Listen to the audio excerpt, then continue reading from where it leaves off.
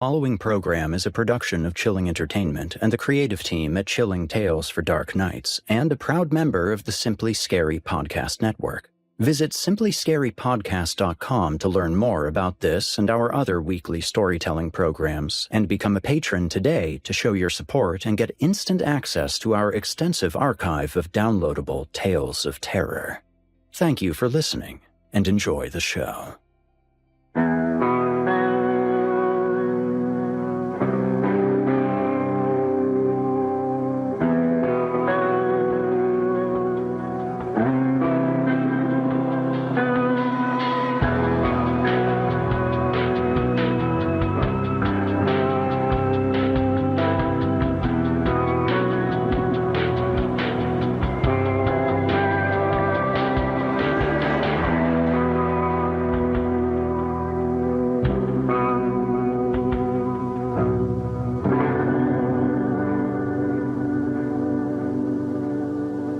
Disclaimer. Horror Hill is a horror anthology podcast, bringing you scary stories from all corners of the internet and beyond. As such, certain stories include content that some listeners might find offensive. Listener discretion is advised.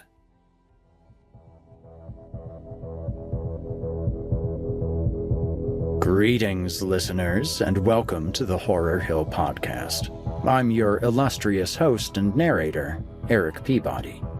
Today is the inaugural episode of Season 15, and I've got one hell of a story for you. In fact, it's a bit too robust for us to handle in a single episode, so we'll be splitting it across two. The story is Restoration by Jordan Eilbert. Our protagonist is Fred, a hardworking man with a loving family. Fred works in restoration. He's the guy you call when your building floods or gets smoke damage or stuff like that. Stuff like that sometimes includes stranger things, like cleaning up blood. But Frank doesn't bat an eye at those jobs. He's quick, he's thorough, and he doesn't ask questions. But with this new job, Frank can't help but wonder, how exactly does one get bloodstains across a patch of marble 10,000 square feet big? And up the walls, and on the ceiling? And why is there now a strange character coming by Frank's house and asking questions? All valid concerns, and by the time Frank realizes what he's gotten himself into, it's far too late to back out. You're listening to the free edition of this program. If you'd like to help support Horror Hill and also remove these pesky ads, head to chillingtalesfordarknights.com and click Patrons in the upper menu to sign up today. You'll get instant access to hundreds of ad-free stories, so what are you waiting for? Also, if you're watching on YouTube, do us a favor and drop a like and subscribe. Become part of our dark circle, listeners. And now, from author Jordan Eilbert, I give you Restoration, Part 1.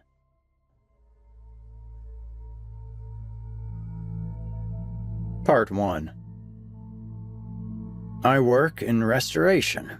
Your house or business floods? My crew comes in, dries everything up, cleans the baseboards, preps the place, tosses the ruined stuff into a dumpster, and hauls it away. We leave the place clean and ready for a fresh coat of paint. I'm usually pretty proud of the work me and my crew does. We do it all, too. Mostly we have to do flood damage, but there are times when we get called to rich folks' houses to remove stains from stone and concrete structures. I've had a museum call for the same. I've made a name for myself in being able to get just about any stain out of any stone. You think it's easy, or that you can just scrub away a stain, but folks forget that marble isn't solid material. It's porous, and it sucks in liquid. That's why polish and maintenance are important. I'm not naive, though. Plenty of times I get called in for red wine. Yeah, okay, I get it. You were partying with a hooker, she OD'd, cracked her coked-out head on a coffee table, and suddenly there's a pool of blood on the marble floor of your penthouse and you can't get the stain out. Worse? The wife's home next week.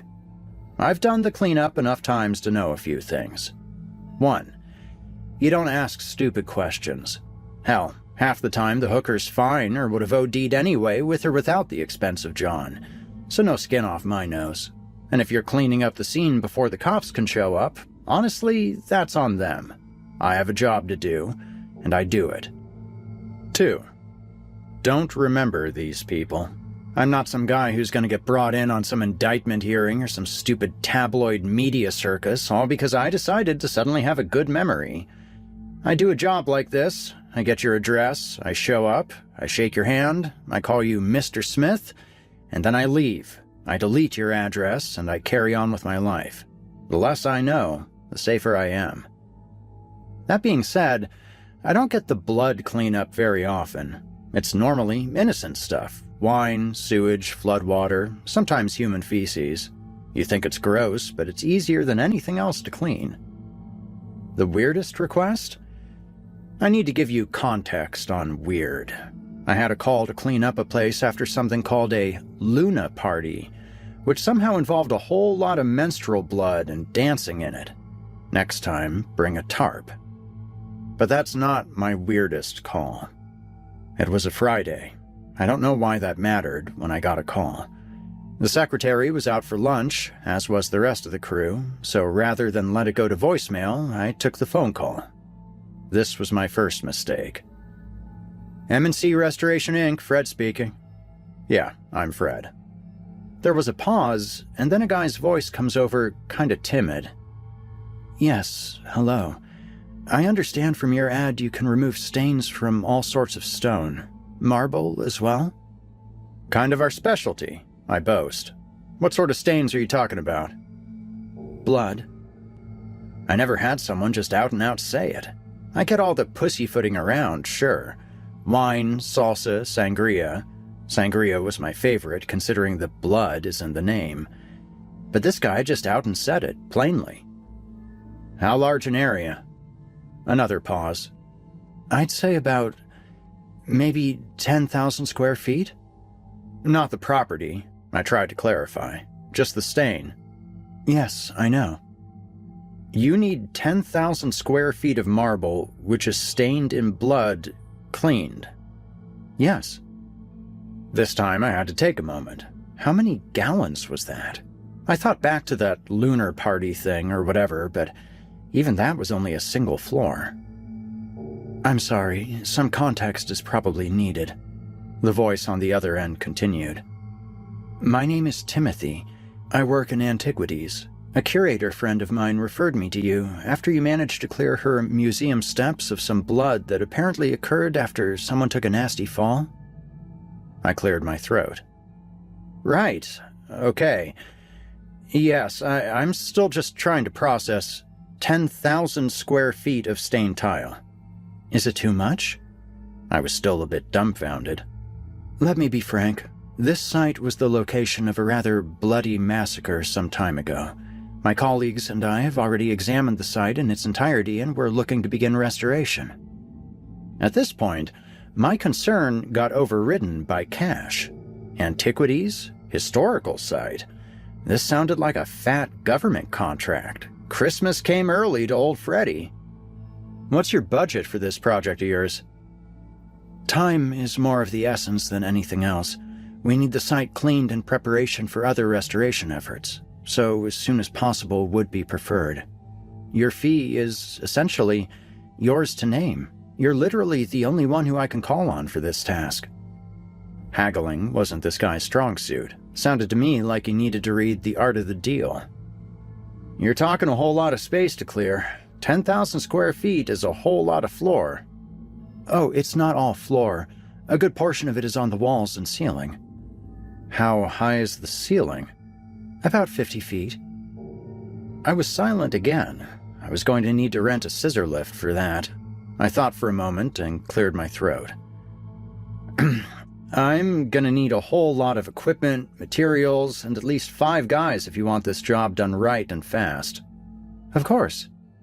How long has the marble been stained? There was a moment of silence. By the current timeline? Oh, well, maybe 200... Wait, what's the current year again? I wasn't too sure why he was asking, but I figured I shouldn't sound stupid. It's 2018. 350 years, roughly. I thought for a moment, thinking about how, this being the United States, there was no way for there to be a structure like he was talking about. I ignored him and assumed he had to be wrong. Anything over a decade is as set in as it's going to be anyway. I took a breath. I can't do it for less than 30 grand. I figured he'd work on needling the price down, but then he shocked me again. Understandable. I'm assuming I can ignore a number of taxes and paperwork if I provided a cash payment? I coughed in shock, nearly swallowed my cigarette. Yes, certainly. Cash? I'm going to have this job done and it was going to be tax-free? I felt like I just won the lotto. So the job itself comes up. I've got my crew rolling to the address. The address has a huge rustic gate, chain on the front, typical of a site you're not allowed to get to. I see a guy standing about 6 foot in a black trench coat, black sunglasses, gloves, black dress shoes and slacks, brown hair, and pretty pale. He doesn't say a word, and unlocks the chain on the gate, pulled it off pretty quick. I thought it was a heavier gauge than he made it seem, but I was probably just mistaken, being in a huge truck and not too close to the gate. The guy opens the gate up and walks up to the side of the truck. "Fred, yes?" he says flatly. I nod, reaching my hand out to him. "You're Tim?" "Timothy, yes." He shakes my hand, firm handshake, and his hair is cut short, trim, proper. "Military?" I ask. He nods, stepping back and pointing down past the gate, motioning with his non-directing hand to move. Definitely military, so I nod and drive up. I see a huge mansion, white and gray stone steps, old siding falling apart, boarded-up windows, messed-up roof, and the entire place looks to be knocked down, but getting rebuilt was apparently on the docket for today, and I was getting paid to not care.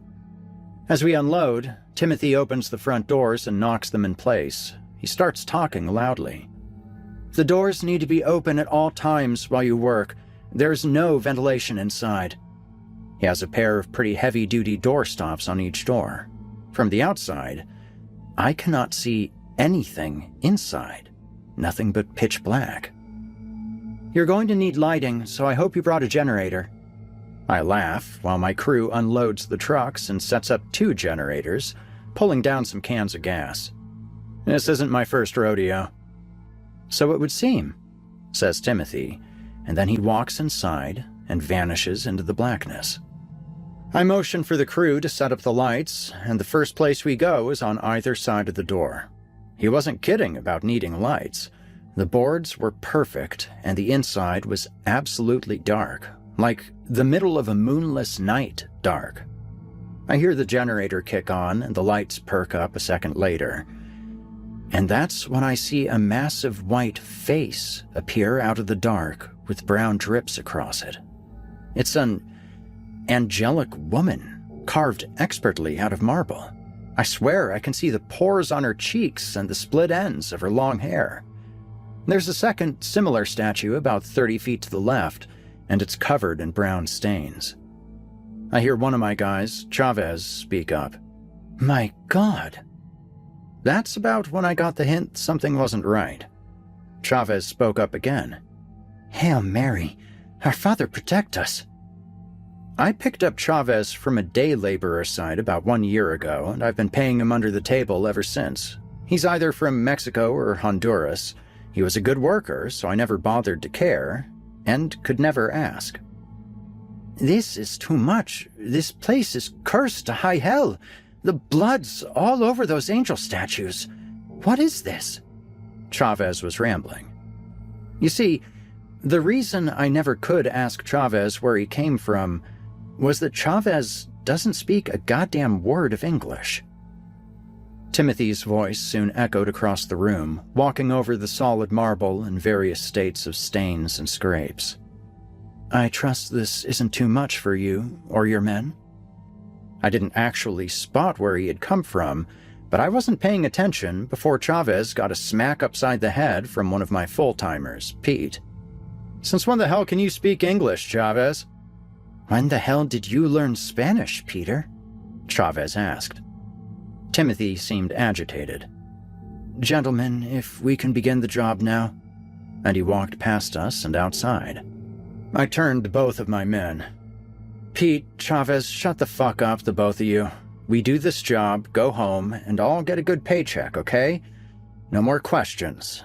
Let's get moving."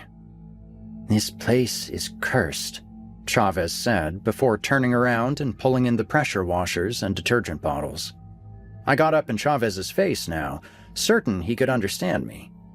"Then the quicker we get started, the quicker we can get the hell out of here. Understand?" "Understood," Chavez said, still looking confused. Pete then spoke up. "Hey, boss." He focused a flashlight to a portion of the floor where the stain ended. I looked over to where he was shining the light. The brown stains were everywhere, as described, but toward where one large swath of brown ended was an impression on the floor and the stuff, much clearer. The impression was of a sword, which had to have been drenched in blood. The sword-shaped stain didn't bother me, though. It's what was apparently holding it. An outstretched arm shape, and then two massive, wing-like stains on either side, with a human-like face profiled on the floor. Everything below the waist of the figure vanished in the larger stain across the floor. We each had an idea of what we were looking at, but we were too stunned at the sight. Chavez was the first to break the silence. "Angels died here." Part 2. I heard what Chavez said, but I don't think I was letting it sink in. Angels don't die. Angels don't exist, personally, but that's neither here nor there. If angels existed, I'd have seen a damn miracle or two around my house. My mother was a god nut, super religious, yet nothing saved her from her car accident or stopped my father's cancer. No, there's some rational explanation. I know there is. This imprint on the floor, sure, it could be human. Timothy did say there was a massacre here over 300 years ago. So, some guy died in a pool of his own blood, sword in hand, and the rest pooled in the shape of wings. No, it couldn't be wings. This was kind of like a Rorschach test. Someone sees puffy clouds, Chavez sees wings because there are two giant 30-foot statues of angels flanking the center of the damn room. It's in his head, that's all. I get a hold of myself. "Chavez, Pete, get the scissor lift in here, help out Bob and Mike, and let's get this job over with. Sooner we start, sooner we're done. Chop chop." Pete gets motivated pretty quick, but Chavez is now on one knee making the cross over his chest and saying God's prayer. I ignore him for now and get to busy myself with the task at hand. The most difficult problem first. The statue on the left needs to be cleaned, and carefully, since it's a work of art. As Bob and I are guiding the scissor lift into the place, I hear Timothy shout something at Chavez. I rush over. Now I feel like I'm on a normal work site. Hey, don't shout at my guys. What's going on?" I intervene. Chavez has both of his hands up, stepping back from a huge structure of canvas and plywood, making up a barricade to the right side of the entrance. "I was just checking for more stains, Fred." Understanding Chavez is a new thing for me, but it's not entirely unwelcome. Timothy seems exasperated. "I appreciate your due diligence, but this area is unstable. I cannot have anyone pass these barriers. I apologize, I should have made that clear. The main hall is where the cleaning must be done. Only the main hall. Any area that's barricaded is unsafe. I can't be held liable for the safety of your men if they wander past them." I looked at Chavez. "You heard the man. Help Bob with the scissor lift and then get to pre-treating the statue. Be careful, okay?" Chavez nods and looks to Timothy. "What saint is she?" Timothy looks at the statue for a moment and gets this kind of far-away look in his eyes. "Dinah of Enoch." Chavez gives Timothy thumbs up and says, "I'll take good care of St. Dinah. She will sparkle." He runs off to help Bob with the scissor lift, and a very confused Bob and Chavez make their way over to the statue of Dinah, I guess. Timothy is smiling an odd kind of smile, and I almost break my no questions rule for a moment. But I get my hard hat on and start shouting at Bob when I see he's not wearing a harness on the lift. Typical worksite stuff. Gotta remind the old-timers they're mortal and make sure the greenhorn of the group doesn't fuck something up. I'm happy to slide back into my routine. It wouldn't last, of course. About halfway through the day, we're just about done getting the bust of this statue clear, and I gotta say she's looking as good as new there, when we hear a huge bang. It sounds almost like someone took a large aluminum pipe and smashed it down onto the marble. It echoes over our tools, and even the guys with ear protection are taken back by the sound. I scream and shout to cut the equipment and tell Bob and Chavez to get off the scissor lift. Lord knows if something blew on the damn thing. It's a rental, after all. I call Mike over to have a look. Mike slides under the lift as Bob and Chavez unhook their harnesses. Chavez looks to me. "It wasn't the lift, boss." "Well, then what the fuck was it?" Chavez points to behind one of the barricades, and I spot Timothy running towards it. I think I hear him mumble something like, "This can't be happening right now." I shout to him, "Hey, Tim, you need a hand?" Timothy shoots me a stern look and in a pretty practiced officer tone commands us, "No one is to go beyond this point. Something may have collapsed. If there's an issue, I'll let you know. You stay here," and disappears behind a piece of plywood and canvas. I look to my guys and tell them to continue to inspect the scissor lift and then get back to work if everything's okay. God only knows what compelled me to walk toward the barricade at that moment. Morbid curiosity? A lapse of sound judgment? Mini stroke? Still not sure to this day. But man, was this at least the third or fourth stupidest thing I did that day. I get just close enough to hear voices. There's a woman on the other side, and Timothy. "I'm sorry, I truly am, but I'm afraid they're all gone." I hear Timothy say, hushed, but still loud enough for me to hear, "I know your pilgrimage must have been arduous." The female voice sounds frantic and heartbroken. "But that can't be. Surely, this cannot be. Who would do such a thing? Who could? Was it an army?"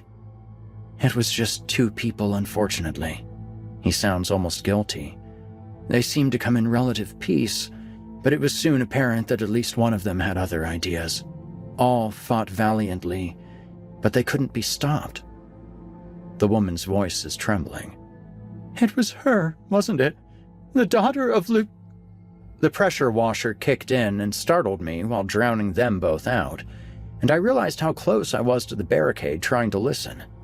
I stepped back and made my way quickly to the rest of the group, keeping an eye on the far barricade Timothy had vanished behind. I don't see Timothy emerge until we're just about done for the day, the statue clean. He stops as he sees it, in reverence of some kind, I guess, looking it over silently. I walk over to him. "So far so good. We should be able to get some pre-treatment on the flooring, let it sit overnight, and then we'll hit it hard tomorrow." Timothy just nods. "Your men do swift work."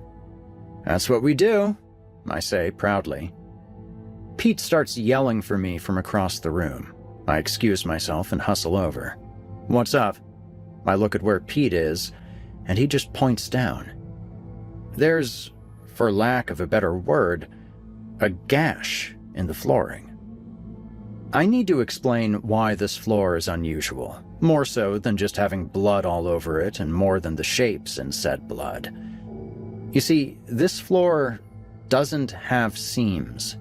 It's a solid chunk of marble. I've seen some expensive walls and floors that are huge slabs, sure, happens all the time. If you have enough money, they'll tow a mountain to your house. But this was a mansion worth of floor that, for the life of me, I could not find one damn seam in. Now, The gash, it's almost 10 feet long, and at the center, it looks almost 6 inches deep. Even with the light, while I can see the bottom, it looks pretty dark inside the gash. Pete looks to me. I'm going to ignore how this got here and just ask what we're supposed to do. The surface scratches are easy to buff out, but this isn't going to buff out easy. I call Mike over to have a look. Mike looks it over and runs his hand over the edges of the opening, as well as the sides. It's all stained, of course. Jesus. He stands up and looks it over. That's one clean swipe. There are no cutting marks like you get if you were slicing into it with a floor cutter, so, He starts thinking. Can toss in quickset to fill it, get it most of the way full anyway, and we could just toss on some filler and polish, but I think we can do better with some resin, make it look a bit more natural. It's up to the client, though. This is going to cost extra. I look it over. A 2-inch wide, 10-foot long, and 6-inch deep gash in the marble certainly wasn't in the order. I look to see Timothy is already approaching us. Just the man I need to see. Timothy looks down and shakes his head. She did some serious damage. Don't ask, just don't. I keep saying that in my head. We can fill it and get it level, may even make it look pretty, but this wasn't in the original quote, so I'd say about, another $4,000. I'd feel bad if this entire job didn't feel like some crazy funhouse. Timothy just nods. Fine. Don't go crazy, just so it's level and no one trips over it. Mike heads out to get the materials we need, and I drag over one of the sandblasters. The gash is smooth, and it'll need to be rougher if that quickset is going to fill it in right. Everyone gets to work while I start to blast into this thing. Then, something black shoots straight up out of the gash and clatters somewhere behind me. This is why I wear a hard hat, folks. I cut the blaster and look around. It doesn't seem like anyone else heard anything. I look over to what popped out of the gash and realize the gash is about 9 inches deeper, and I can see it's still solid marble, no subfloor or dirt. Nothing's behind me but my closed toolbox. Whatever popped up must have shattered when it hit the ground, or all I saw was sand and blood popping up out of the gash in the floor. I get my ear protection back on and finish up prepping the gash to be filled. We pack up for the day. The floor is pre-treated. We store the tools and such inside, and I do a quick head count, and I notice I'm short one Honduran. Oh yeah, mystery solved on that one. Chavez is from Honduras.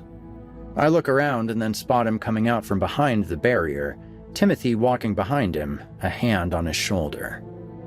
Shit. I run over. Chavez, what the hell? You were told not to... Sorry, boss. Won't happen again. He's very quiet and looks to Timothy. Please consider. I do not mind. It's dangerous, Jorge, Timothy says. Discuss with me later, yes? Chavez just nods and walks off. What was that about? I ask. Timothy just walks past me. I thought you didn't ask questions. Not when it involves one of my guys. I clear my throat.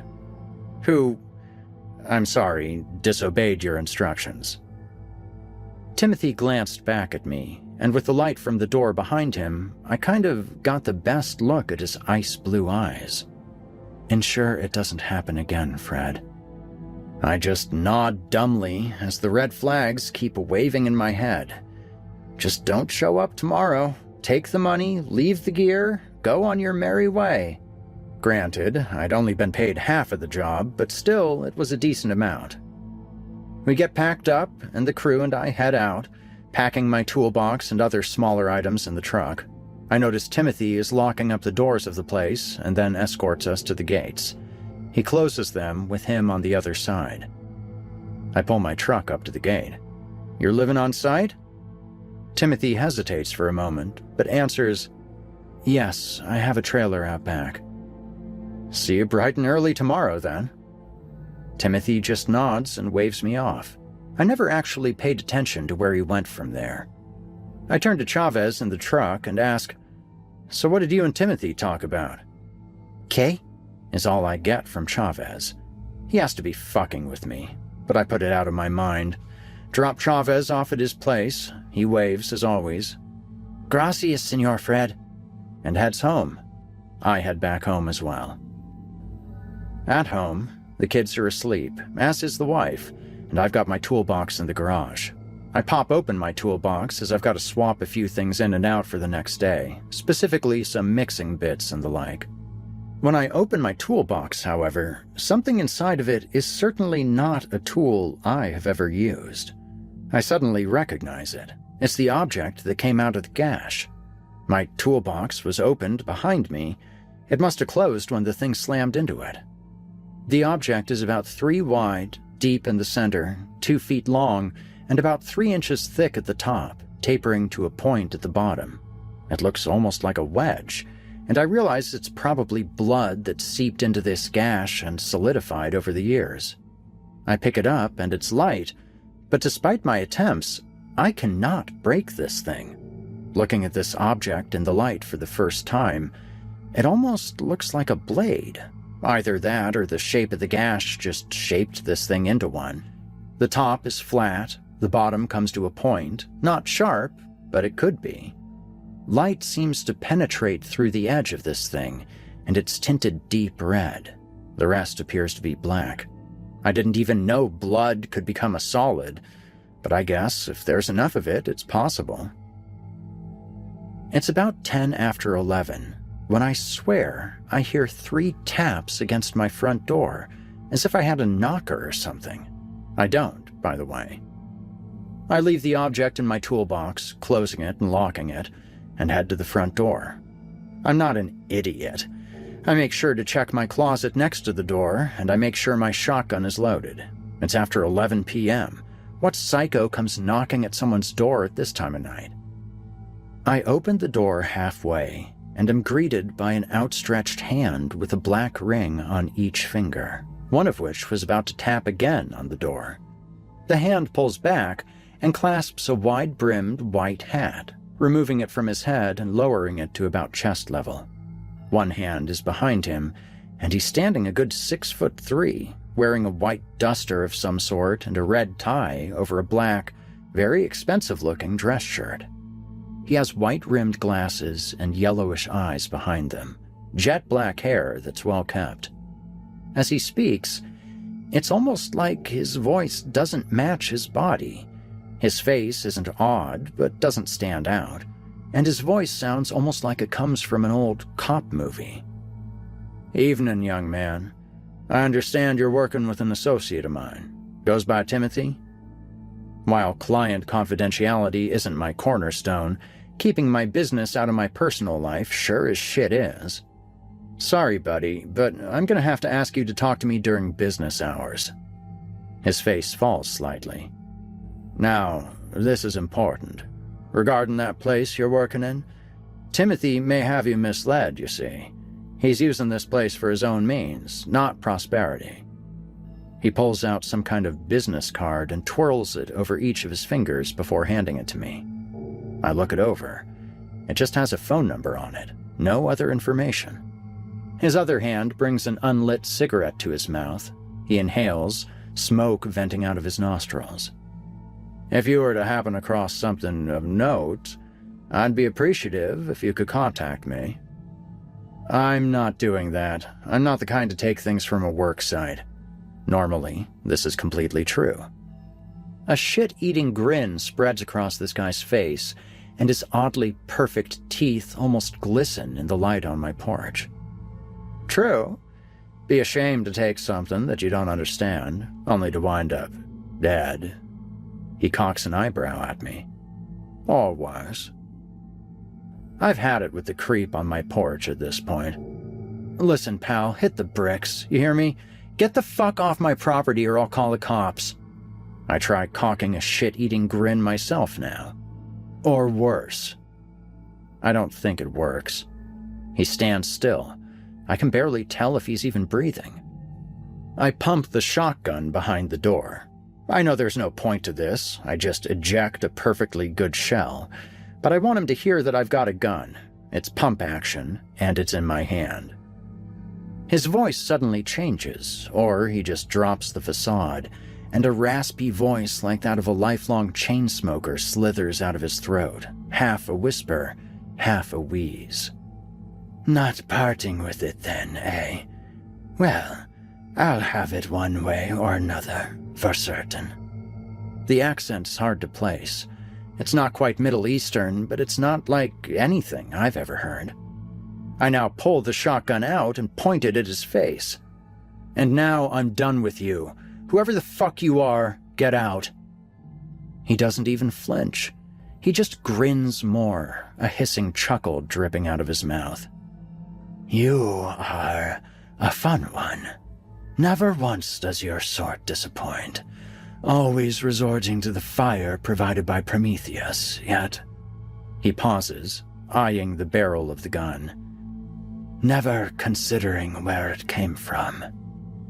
I'm not sure where he pulled it from, but he suddenly crunches into an apple he must have had in his pocket. "I suppose I'll have to reconsider.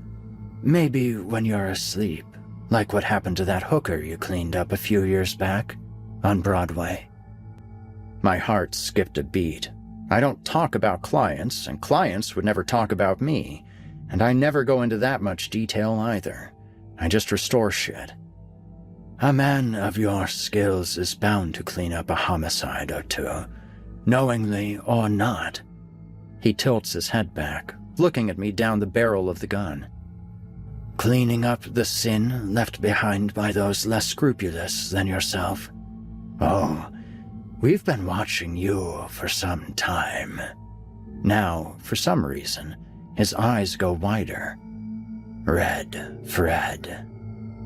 I click the safety off of the shotgun and put my finger on the trigger. "Get the fuck out of here right now." Another loud crunch of his apple, and he seems to mockingly throw his hands up, walking backward, keeping eye contact with me, with those yellow eyes. "Very well. Another time, then. You are a fun one, Red." He turns and starts to walk off. I haven't moved the gun yet, still trained on him. "Don't fucking call me Red, you..." I realize I hadn't gotten this creep's name. The card that he gave me only had a phone number. "Whatever your God-given name is." My mother always said that when she was mad. She'd shout out into phones all the time when telemarketers would give her fake names and shit. "What's your God-given name?" So it's a force of habit I picked up. I only said it when I was really pissed at someone, and this guy had me pretty livid. Bar none. The dumbest thing I apparently did all day. He stops dead on my walkway, and his hands slowly go down to his sides. "Oh." His voice whispers out as if he had just won a prize. "You compel my God-given name?" His head starts to turn toward his right shoulder, but his shoulders aren't moving, not an inch. As I watch, I get ready to shoot. I swear, if his head does a full 180-degree turn, I don't care what his name is. I'll just start shooting until he stops moving, and probably pump a few more rounds in just to be sure. His head stops just shy of completely turned. I can see both of his yellow eyes as he slowly places his hat back onto his head.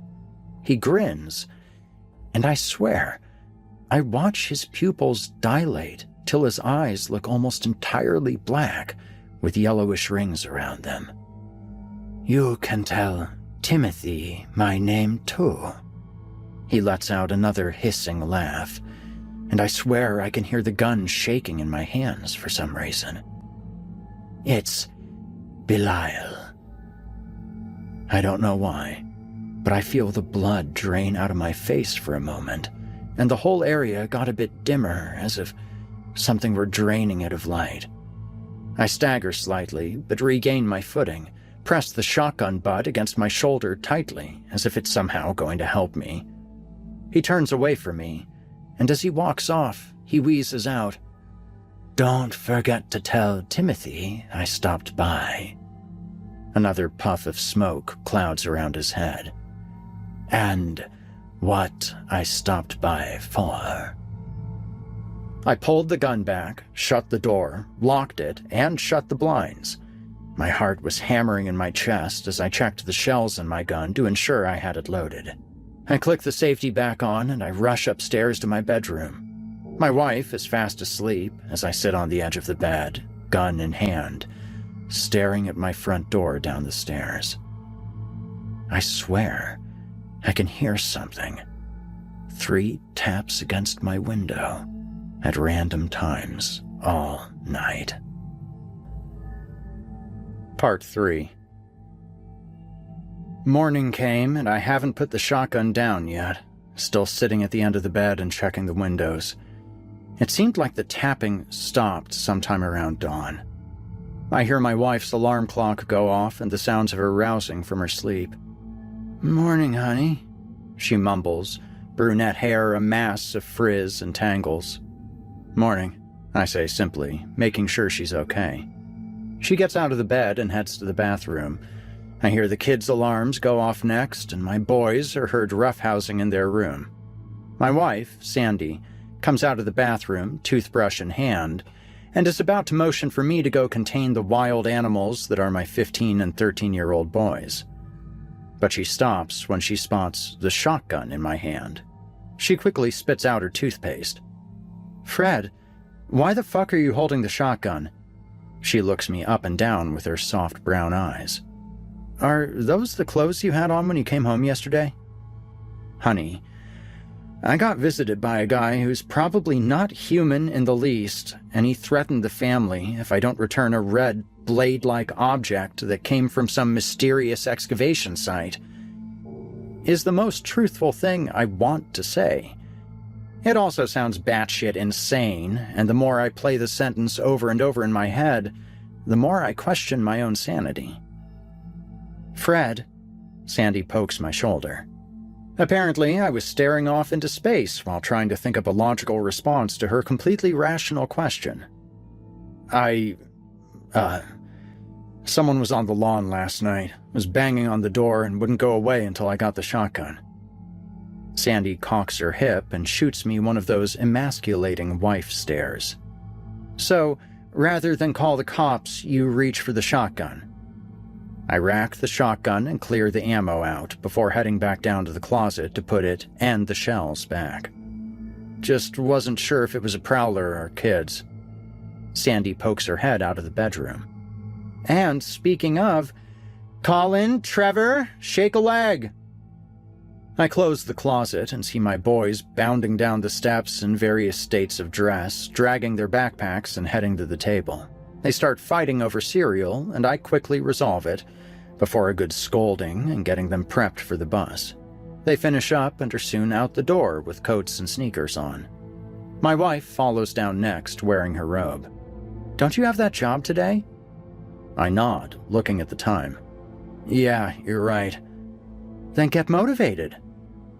I do, and head out the door, give the wife a kiss, and I'm heading back to the site, making sure my toolbox is with me.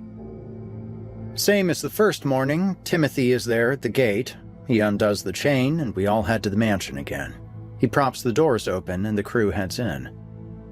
I get the business squared away first. Chavez and Pete on the scissor lift to finish a few touches on the walls, while Bob and Mike get to mixing the quickset and filling in the gash in the floor.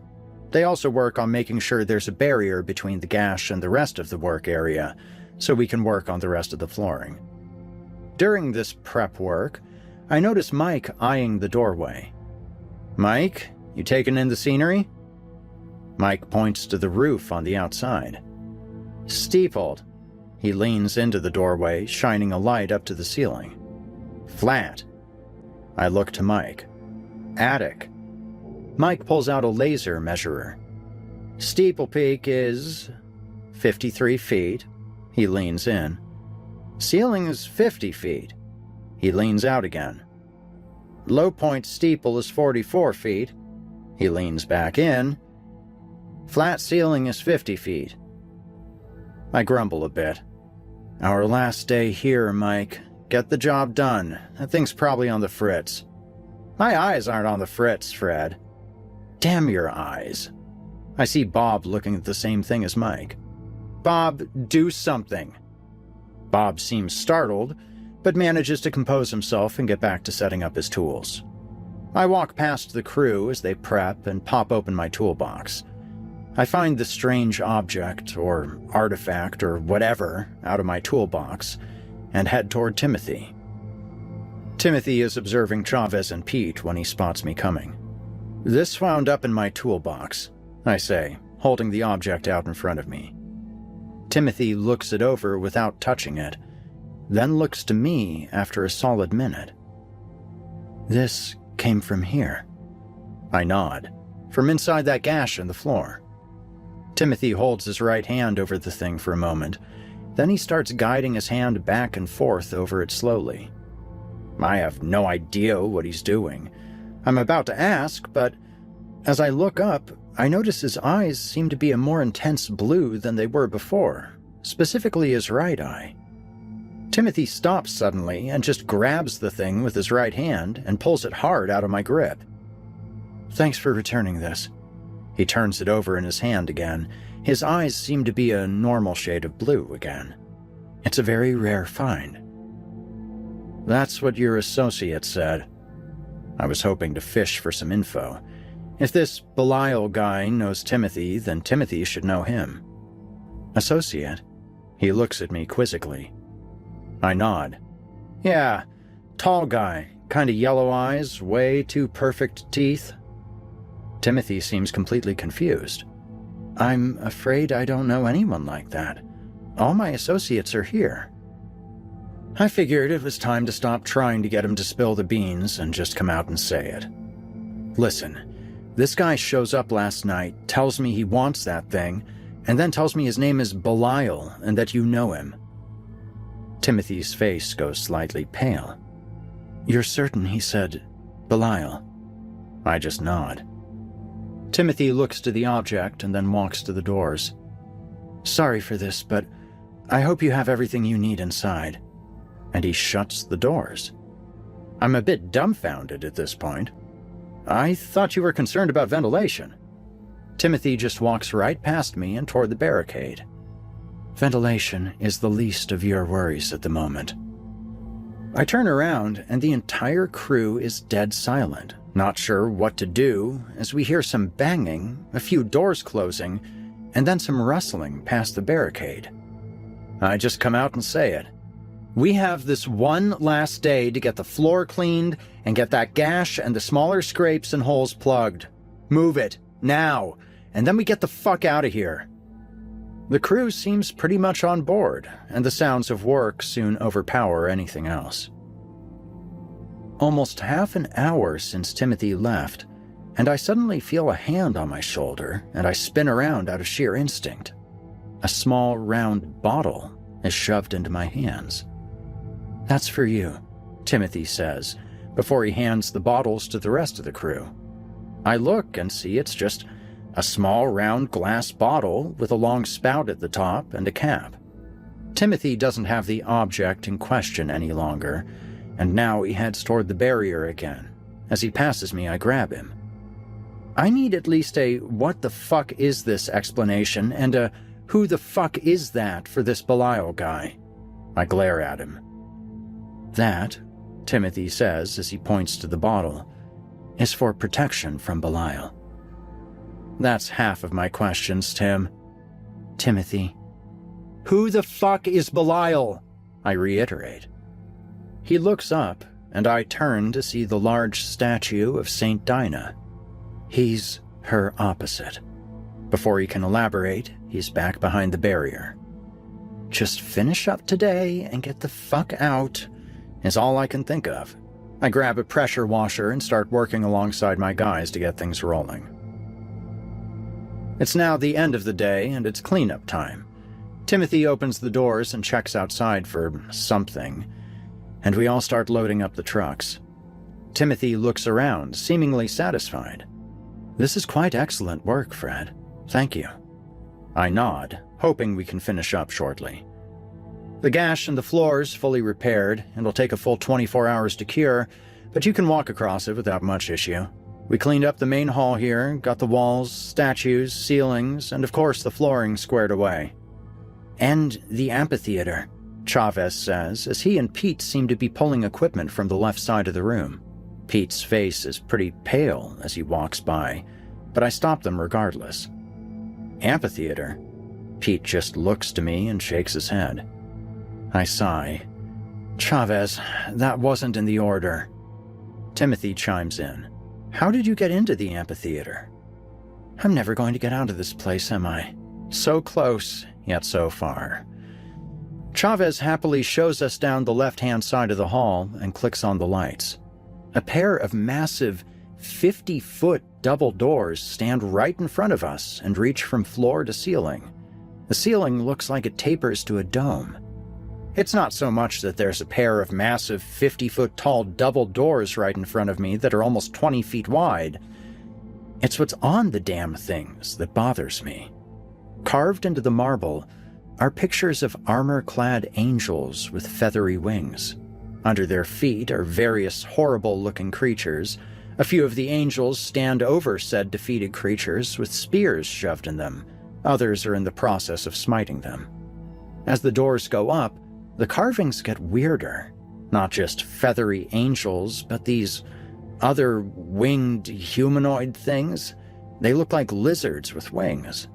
Stranger still is at the very top of these doors is a huge lizard-like figure, massive bat-like wings spread out, holding a shield with a cross on it and a huge spear. It's hard to see fully, but the doors seem to meet, or at least have to meet, in the middle where his face would be. If you could call it a face, it was mostly a lizard head with horns over a long snake-like neck. Chavez takes a knee in front of the doors and starts reciting God's prayer. One of them clicks open. Voice-activated doors? I ask, hoping there's some kind of rational explanation and wondering why we haven't left yet. Chavez gets up and opens the door enough to walk in. He drags one of the lamps in and powers it up, motioning for us to come in. We found this door here, and Pete and I cleaned it up. It was easier than the rest. The floor here is different. I look down, and thank God there's a seam.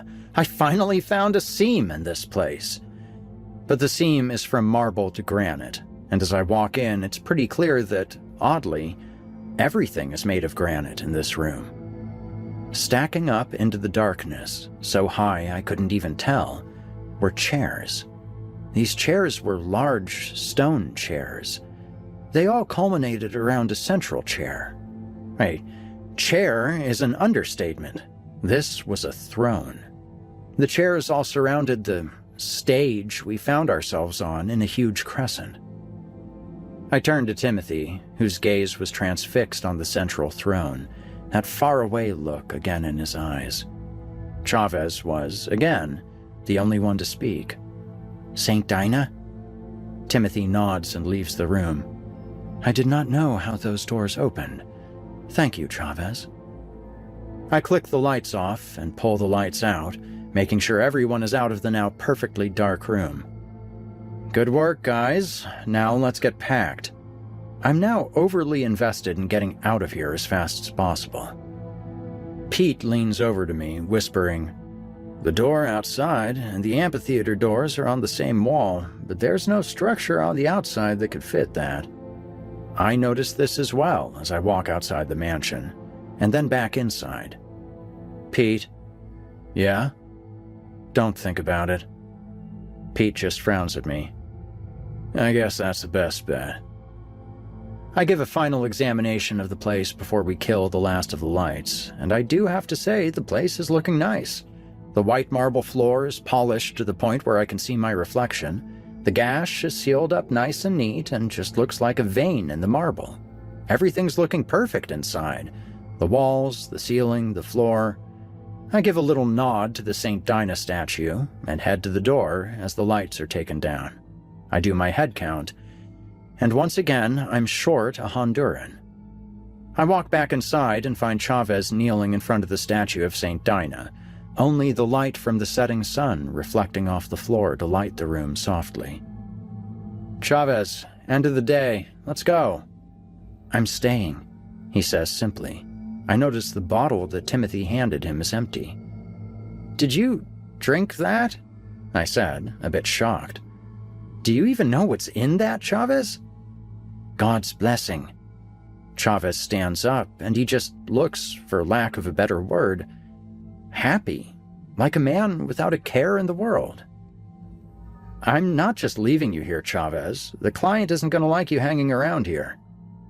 Timothy chimes in, walking back from behind the barrier again.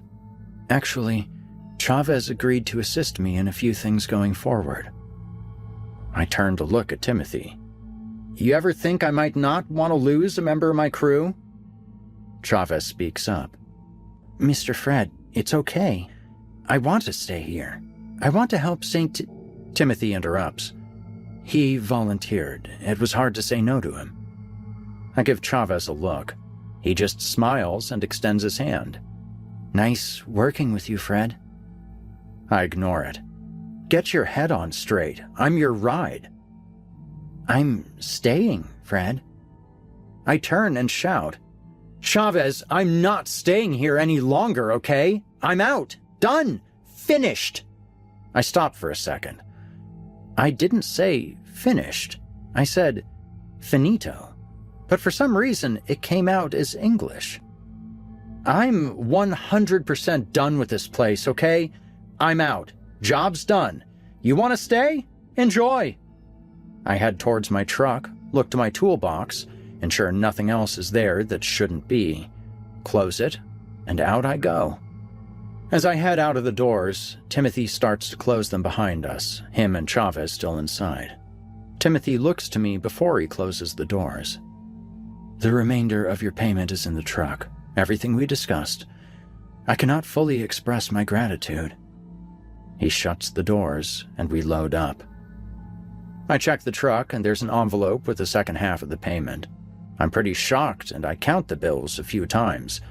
I'm up a good 10 grand. I've heard of getting a tip, but this was a bit overkill. I know one pair of kids whose college fund is going to be in a good place after all of this. At home, I'm doing the husband thing and cleaning up the dishes from the wife's dinner. Sandy and the boys are asleep, and that's when I hear a crash in the garage. I run to the closet, grab the shotgun, and fill it with a few shells before I rush in. I'm kind of expecting him at this point. My toolbox and all the tools are strewn about all over the floor. I see my garage door open slightly, and suddenly something small and almost glass-like hits me in the face. I look down to see what looks like a chunk of the object that was in my toolbox, about the size of a $50, land on the floor. "This is but a pittance, Red Fred." I turn to the voice, and I see glowing yellow eyes in the darkness. "Not nearly what I need." I pull the gun and go to shoot, but I feel a tug against my entire body, as if someone grabbed onto my sweatshirt from the front and pulled it downward. I barely take a step forward, but it's enough to get me to point the gun down at the floor.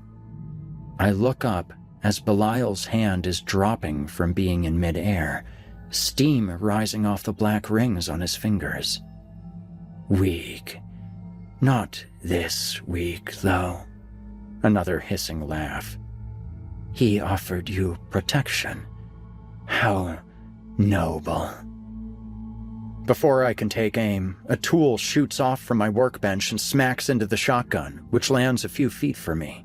I lunge for it, but it suddenly leaps off the floor and into Belial's hand.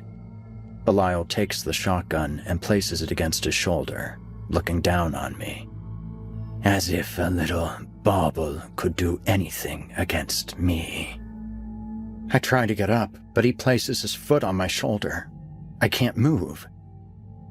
"You've done something very foolish, Red Fred." He soon is crouching down onto his haunches over me. "You've hidden the only thing that can help me move up from a puppeteer to God." The shotgun barrel now slides under my chin as I see Belial's face illuminated by the light coming from the doorway. But there's hope for you yet. I'm shaking at this point as I'm not sure how the tables turned so fast. You can fix your mistake, and in return, I'll spare you and your family's lives. His voice wheezes, but not as much as it did before. He somehow seems stronger. Despite how I look, I've done quite a bit to exist in this world. Possession's normally a lesser demon's game, but the discovery of that sanguine amber. He cocks the shotgun. I could not resist. I'm sweating and slowly trying to get to my feet. I'm on my hands and knees by the time I feel the barrel at the back of my head. Now, this is your next course of action. You will leave here right away and retrieve for me the sanguine amber you found. You will bring it back here and give it to me. In return, you'll be at my side rather than in my path. I swear I can hear his grin somehow. Nod if you understand. I just nod. What else could I do? If you do not bring me the amber, if you do not return home, or if you somehow reach out to Timothy for aid, I will go upstairs, and I will make your children watch as I violate your wife in every way you can and cannot imagine. I clench my fist. If you lay a hand on her, I'll... You'll what, mortal? I hear the safety slide off. Bleed on me. I relax, and I hear the safety slide back as the gun clatters to the floor. You're on the clock, Freddy. I look up, and the garage is clean. The door isn't open. There isn't even a sign that I dropped the shotgun, as it's sitting neatly on my workbench. I get to my feet, shaking, and turn to see a figure right behind me, causing me to shout in fear. Sandy is behind me, and she punches me in the shoulder. Jesus, it's just me! Why are you so jumpy, Fred? What's going on? I rub my shoulder where she nailed me, and I try to figure out how best to protect one's family from someone who's clearly not from this world. That's when I remember what Timothy handed me at the worksite. I rush to the closet and find my coat. Were you on the phone? I thought I heard you talking to someone, Sandy asks. I pull the bottle out of my coat and turn to her, pressing the bottle into her hands. Sandy, I know this is going to sound batshit nuts, but I need you to drink this and share it with the boys, okay? They're asleep, Fred, Sandy says curtly. She looks at the bottle and raises an eyebrow. This isn't some random point where you poison us all and run off to Malibu with some bimbo, is it? I grab her by the shoulders, looking her dead in the eye. I'm asking you to trust me. Just drink half the bottle, split the rest with the kids, okay? I need you to do that for me right now. Just drink half. Sandy is clearly worried now, but she undoes the cap on the bottle. Okay, Fred, okay. Calm down. She takes a swig, then another until the bottle is half empty, and caps it. So I drank it. What? She trails off and suddenly closes her eyes, opening them again and looking right into my eyes. Oh, wow. That's probably the best water I ever drank. I nod. Make sure you give it to the boys, okay? I left something at the worksite and I need to go get it. Sandy just nods.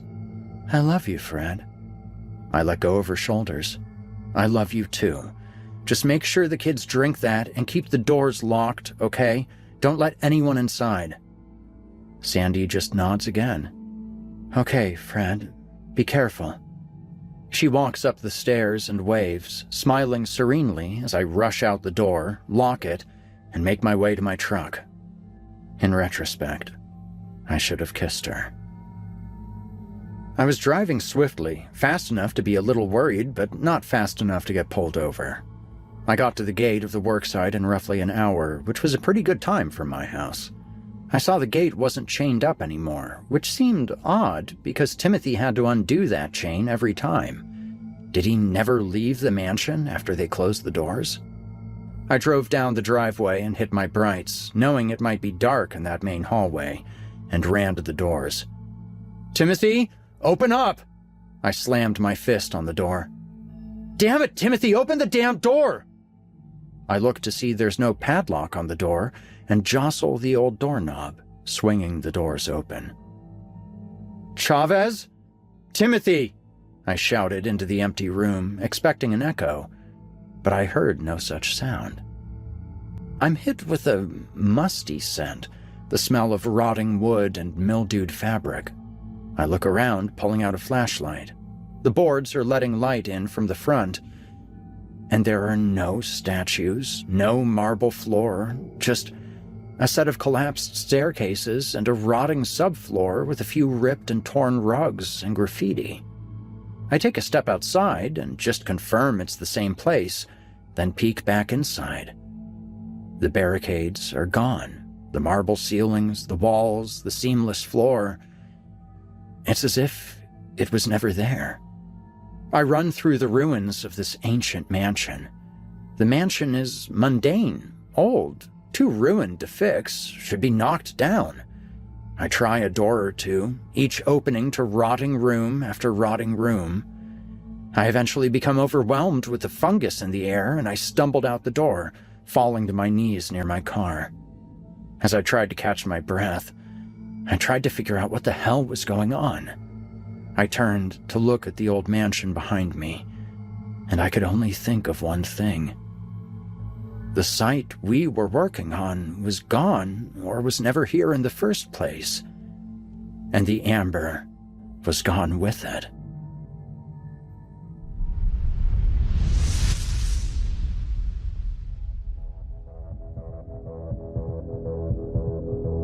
You've been listening to Restoration Part 1 by Jordan Eilbert. Jordan Eilbert is a longtime sci-fi and horror enthusiast. He focuses on character-driven stories to create intricate worlds and leave readers wanting more. Along with his co-author, Mimi Jasso, he is also the author of the Guardian Temple series, with the most recent book, The Broken Throne of Heaven, having been released in March 2026.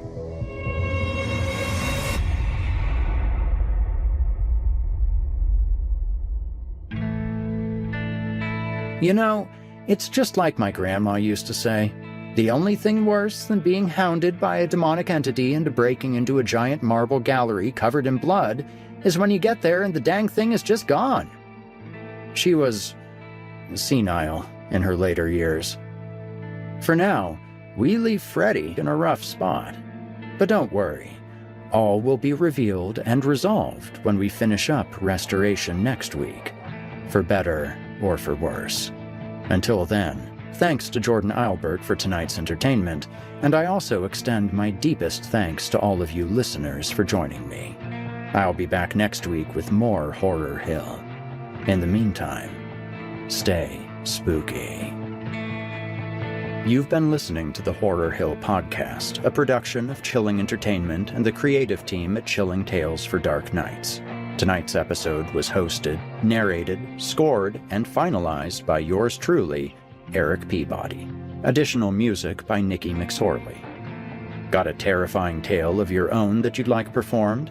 Email it to us at submissions@simplyscarypodcast.com to have your work considered for future production. Note that any writing utilizing artificial intelligence is ineligible. If you enjoyed tonight's episode, why not help us spread our dark presence online? You can follow Chilling Tales for Dark Nights on social media, and upvote, subscribe, and hit the bell notification icon if you're listening to this on YouTube.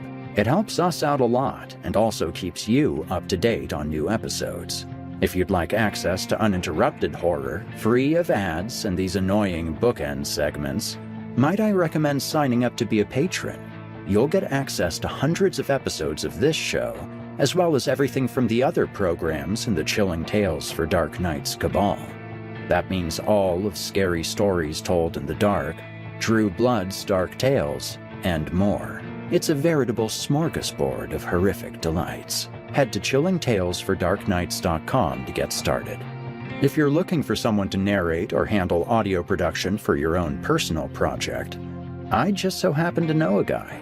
Email me at ericpeabodyvoice@gmail.com. That's ErikPeabodyvoice@gmail.com, and we can talk details. If darkness is what you're after, listener, your search is over. Yet, let it be known, you haven't found the darkness. The darkness has found you.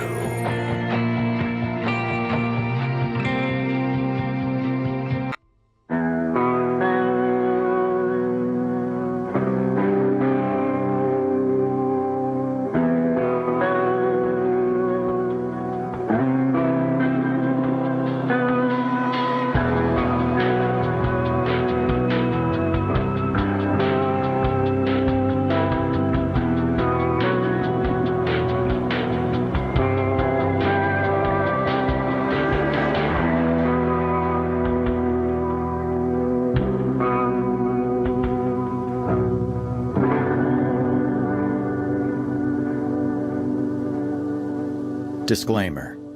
Horror Hill is a horror anthology podcast bringing you scary stories from all corners of the internet and beyond. As such, certain stories include content that some listeners might find offensive. Specifically, tonight's episode involves some discussion of methods of suicide. Listener discretion is advised.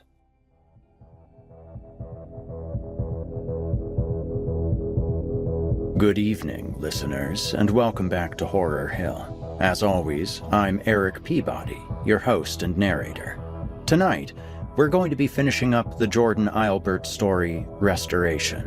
I'll give a brief recap of the prior segment if you haven't listened to last week's episode, but first, I need to make an announcement about the show.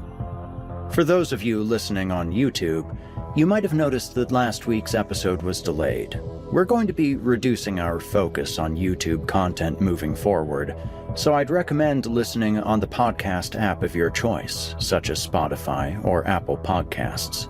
We're going to be continuing with video content over on Rumble, and of course, you always have the option to become a patron and help support the show. All this is to say that if YouTube is your main vehicle for Chilling Tales for Dark Nights content, it's probably time to shift over to another delivery platform. Anyway, on to tonight's story. Last week, we met Fred, a restoration expert that got handed a very lucrative and very strange job. Fred and his team set out to remove bloodstains from a large and quite ancient marble building. The man that hired him, Timothy, is an odd duck that seems to know more about the situation than he's letting on. In the process of cleaning the place up, Fred inadvertently found a large chunk of blood that had solidified into a sort of amber after being trapped in a gash on the floor. Now, a supernatural entity calling itself Belial has shown up at Fred's house, demanding the amber in exchange for his family's safety. Fred has just driven back to the job site in the dead of night to retrieve the amber, but the building is different. And the amber is, of course, gone. What will Belial do to Fred's family if he can't deliver? What was the strange vial of liquid that Timothy gave Fred to protect him from Belial? And why is Fred's Honduran worker, Chavez, now able to speak fluent English? Find out tonight on Horror Hill. You're listening to the free edition of this program. If you'd like to help support Horror Hill and also remove these pesky ads, head to chillingtalesfordarknights.com and click Patrons in the upper menu to sign up today. You'll get instant access to hundreds of ad-free stories, so what are you waiting for? Also, if you're watching on YouTube, do us a favor and drop a like and subscribe. Become part of our dark circle, listeners. And now, from author Jordan Eilbert, I give you Restoration, Part 2.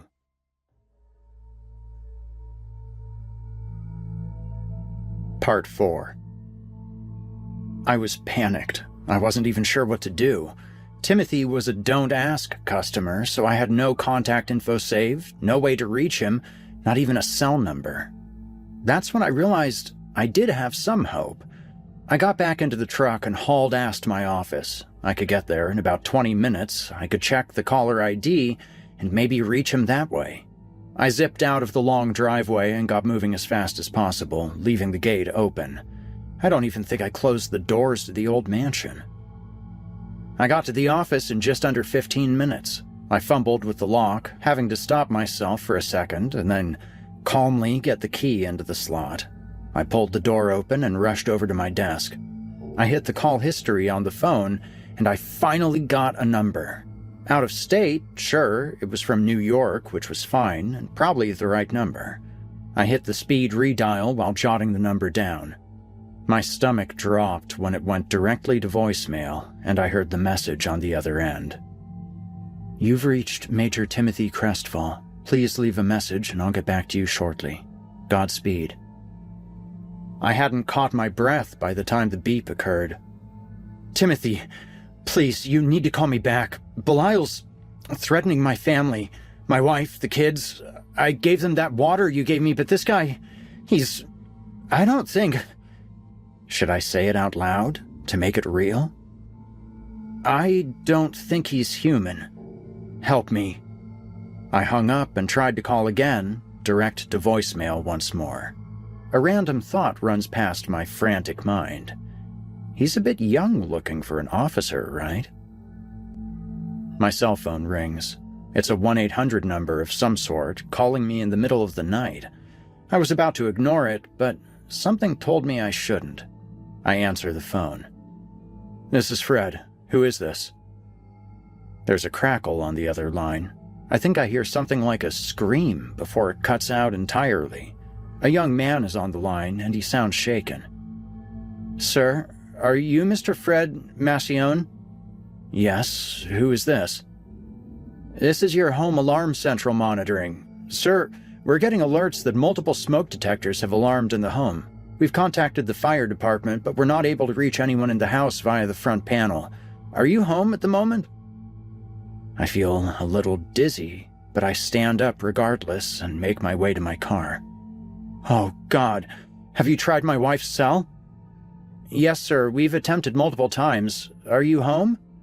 No, I'm not home." "The fire department is on the way, sir. Do you need me to stay on the line with you?" "No, I'm going home." I jump out of the office, leaving it unlocked, and I get in the truck. At this point, I don't give a single solitary fuck about speed limits. I'm flooring it. I'm not even paying attention to the speedometer until I look in my rear view and I see police lights. I pull over, shaking, not even sure what's going on, what's happening with my family. I keep thinking that they're going to be safe, that I gave that holy water stuff to them and they have to be alive and well because of that. Chavez called it God's blessing. A tap against my window, and I roll it down quickly. The cop is a gruff-looking, heavy-set black guy. "In a hurry?" My voice cracks, and I try to compose myself. "Officer, I got a message from my alarm company that there are smoke alarms going off at my house. I've got about 20 minutes to get there. I need a pass on this." The officer puts his hand out. "License, sir?" I curse and hand him my license, and I hear him actually running to his car. I contemplate just speeding off right then and there, scenarios going through my head of him shooting out my tires or turning the entire thing into a police chase. My train of thought is broken when he runs back to my window, giving me my license. "Follow me. Try to keep up, sir." "What?" I'm confused by this. "I'm giving you an escort." I think I went pale at this point. The cop puts his hand on my shoulder. "Sir, do you need me to give you a lift?" I look to my shaking hands and just nod dumbly. He opens my truck door, takes out the keys, and undoes the seatbelt. Before I know what's going on, I'm in his squad car, and we're speeding down the streets with the sirens blaring. I hear the radio chatter come in and out, but I can barely understand it. He grabs his radio. Car 314, I've got the resident of 335 Locust Street, en route to the scene. The scene? I'm still in disbelief, shock, and can barely tell when we're on my street and the car finally slows down after it was done running every red light and every stop sign. The car comes to a stop, and I scramble out of the car. I'm half blinded by the sea of emergency vehicles, ambulances, fire, other cop cars. I think briefly that at least the alarm system did something after 10 years of a monthly subscription. The heavy-set officer is already out and parting the onlookers in front of me, stepping past the caution tape. He says something to the other officers as I wander onto my front lawn. I stagger onto the lawn to see the smoldering remains of my home. Firefighters are working to put one of the fires out. I look around frantically, trying to spot Sandy and the boys. And I eventually find them. 3 body bags are on the lawn, sealed. 2 smaller forms inside, and another that reminds me of my wife when she would hide under the sheets. I feel pain in my knees suddenly. Apparently, I fell at seeing them. I feel a pair of hands on my shoulders, another roughly handling my arms and hefting me up. My legs barely function as I'm led to the back of an ambulance. The heavy-set officer helps me sit down in the back of the ambulance. Through all the white noise, I see a very bright light in my face, and a voice slowly, finally, comes through. "Can you hear me, sir?" A young black woman is in front of me with an ophthalmoscope. I blink, finally, shaking my head. "Yeah." She moves the bright light back and forth, and I start to come out of my funk. I look to the pavement. They didn't make it out, did they? Her tone is empathetic, but practiced. "I'm sorry, no. We did everything we could, but by the time the fire department was even able to reach them, it was too late." I do my best not to just burst into tears, but they come anyway. I suppress a sob and try to swallow it down. I blink a few tears out of my eyes, and I hear the female EMT walk away. I hear a few male voices approaching. "This him? Okay. I've got it from here. You can fall back. Like it ugly, you know." I shake my head, knocking a few tears out. Cops are going to be asking me questions, and I need to be composed. I try to dry my eyes, but it doesn't work. I feel the ambulance shift slightly as someone sits next to me. "Mr. Massione?" I nod, eyes still downcast. "I'm Detective Benjamin Leibel. I've got a few questions to ask, mostly regarding your whereabouts prior to the fire. Smoke?" A pack of cigarettes is offered. I take one, accept the light, and take a deep breath. I'm about to say something when I think about how odd that name sounds. I hear a wheezing snicker, and the voice changes to one I'm far too familiar with. "I'm kidding, Freddy. I know where you were." My head snaps to the left, and I see Belial. He's sitting right next to me, black hair slicked back above his pale face, yellow eyes, and 2 white teeth. His duster is still white, but in addition to the red tie, he has a police ID badge hanging around his neck. I clench my fist, grit my teeth, but before I can stand and deck him in his perfect teeth, his hand is on my fist and he's hushing me, pulling my hand down. "Shush," he starts. "I was just delivering on a promise, Red Fred." I try to push against his hand, but it doesn't budge. "Stop calling me that." "We all call you that, Red Fred. You should get used to it." His grin fades. "But I have to give you some kudos, Freddy. That was a dirty trick." "What the hell are you talking about?" His grin seems to return somewhat. "When I couldn't pull you towards me, I assumed you had drunk some of the sanctified water from the Guardian Temple." "Guardian Temple?" Belial snickers, almost hissing. The place you were cleaning, Freddy. He takes a deep breath, wheezing out his next words. As I said, you surprised me, giving your only protection against me to your family. Smarter than I took you for. I glare daggers at him, even with tears in my eyes. This seems to make him even happier. You see, Fred, normally what I would have done would have been to march up to your children's bedroom, wake them up, and then take them to Mommy. I'd then torture her relentlessly until she forsakes you and the children, and then promise her an end to her pain in exchange for her soul. A chill runs down my spine. The strong ones resist, right up until I threaten to put the children through the same pain I'm putting her through. He's grinning a sick grin from ear to ear. Then, I take her soul in exchange for the safety of her children. Once that's mine, I remove the love she holds for her family, for God, make her one of my whores, and then she usually would just kill the kids on her own. He lights his own cigarette. You know, for fun. I can feel the horror just wash over me. It's almost without fail worked for at least 9 out of 10. I try to swallow the lump in my throat. But you, Fred, his grin fades. You robbed me of a good time. You see, normally, if you drink a half bottle of that holy water, you're protected from possession and the like. But what you did, Fred, giving them your protection selflessly, that bumped the potency up something fierce. He shows me his left hand, the skin on his palm almost entirely black, his hand shriveled and shaking. One of his rings even falls off his finger and shatters when it hit the ground. He curses in some unknown guttural language as this happens. You see, Fred, that happened when I reached out and grabbed your wife's arm. Burned like a bitch.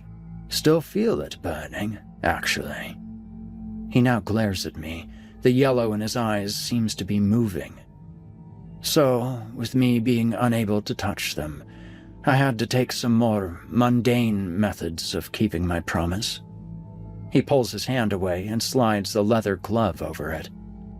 Broke the doorknobs, nailed a few windows down, made sure they didn't get out as I burned the place down, bottom to top.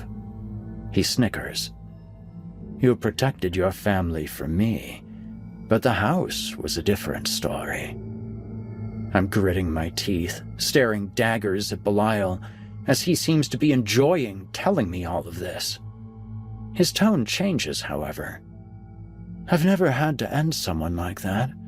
It was so mundane, so dull, and knowing that their souls were saved as I did it. Smoke spews from his nostrils as he huffs and wheezes again. What nasty taste to leave in my mouth, Fred. He stands. But you've been through enough today. I'll let you live, for now. Belial turns to me. Unless you want to make it easier on everyone and just, you know. He slides a finger across his throat. Might be nice to do something ironic, you know. There's a tire swing in the backyard. Could hang yourself from it? As he speaks, I feel kind of woozy and confused. Maybe at the motel, take the hairdryer and take a shower with it. I shake my head. It feels like someone's shoving cotton in my ears, and I can only hear his voice over the background noises. His breath is on my ear now. When you think about it, what sort of man can't even protect his family? The only honorable way out is to remove yourself from the equation. Suddenly, he's gone, and I can think clearly again. The EMT is back, and she starts taking my vitals. I'm gazing up at the night sky, and I've got no idea what I'm going to do. The next week goes by like I'm a passenger in my body. I work out details with funeral directors and lawyers and insurance companies. I get tired of hearing the words, "sorry for your loss." I'm bouncing between absolute sorrow and blinding anger, and I can't control which family members I snap at or sob in front of. By the time the funeral day comes, it's me and a few friends and family on my wife's side. I'm in a church, the first time in years, and the organ is playing a sad old dirge while I sit at one of the front pews, alone. My family wants little to do with me. Half of them think I burned the house down in a triple homicide. The news was leaked somehow about how the windows were nailed shut and the doorknobs were removed before being locked. So I'm pretty shocked when someone in a rather nice suit and some pretty powerful cologne sits next to me. "We only just heard." A pretty thick Latin accent chimes in, but a pretty familiar one. I look up to see Chavez, of all people, sitting next to me. He's wearing a pretty expensive tailored suit, too. "Chavez?" He points to a necklace of some kind around his neck. "Temple charm. Helps you understand me, even when we're outside of it." I sit up, looking him over, extremely confused. "Why are you here?" I narrow my eyes. "And where the fuck is Timothy?" Chavez frowns. "He's here, but I told him not to come to you yet. I know you blame him for this." "No shit, Chavez." I look around the church before Chavez puts his hand on my shoulder. "Where is he?" Chavez shakes his head. "Now isn't the time, Fred." I now glare at Chavez. "So what? You're his lackey now?" I stare ahead at the 3 caskets, all closed, before me. What the hell is he? "Not what we both thought," is all Chavez says. We're both quiet for some time before Chavez decides to piss me off. "I know how you feel." "Fuck you, Chavez." I glare at him. I'm out of tears at this point. I'm just in an angry mood right now. "You know how I feel? Sandy and the boys didn't deserve this. She was an amazing woman. The boys were great kids. They didn't deserve this. And it's because of me getting mixed up with Timothy's bullshit temple or whatever it was. So don't give me the 'I know how you feel' nonsense. You don't have a fucking clue." Chavez is silent as he looks ahead at the caskets. "When I was in Honduras, I helped the cartels smuggle drugs past the border. I would build chairs, tables, and the like. They'd hide the coke in them, and I made the trapdoors. But one day, my trapdoors all started to get found out. One day, the cartel comes to me, and they tell me that they're going to try something new. They want me to make crucifixes and hide the drugs there. They tell me the drugs won't be found as easy because people won't check the crucifixes." He makes a sign of the cross over his heart. I refuse. I tell them I'm going to leave. I promise not to tell the police, but I tell them I'm done. He turns to me, hands now clasped in his lap. "The next day, I wake up with a bag on my head, and I think they're going to kill me, you know. I make my peace with God and accept my fate. They bring me to a river. Along with it, they have my mother, father, wife, my daughter, all lined up." His normally happy face turns mournful. "They don't even give me a choice. They execute my family in front of me, throw them into the river. They tell me, 'You live for the cartel, or you die for the cartel.'" I just look away at this point.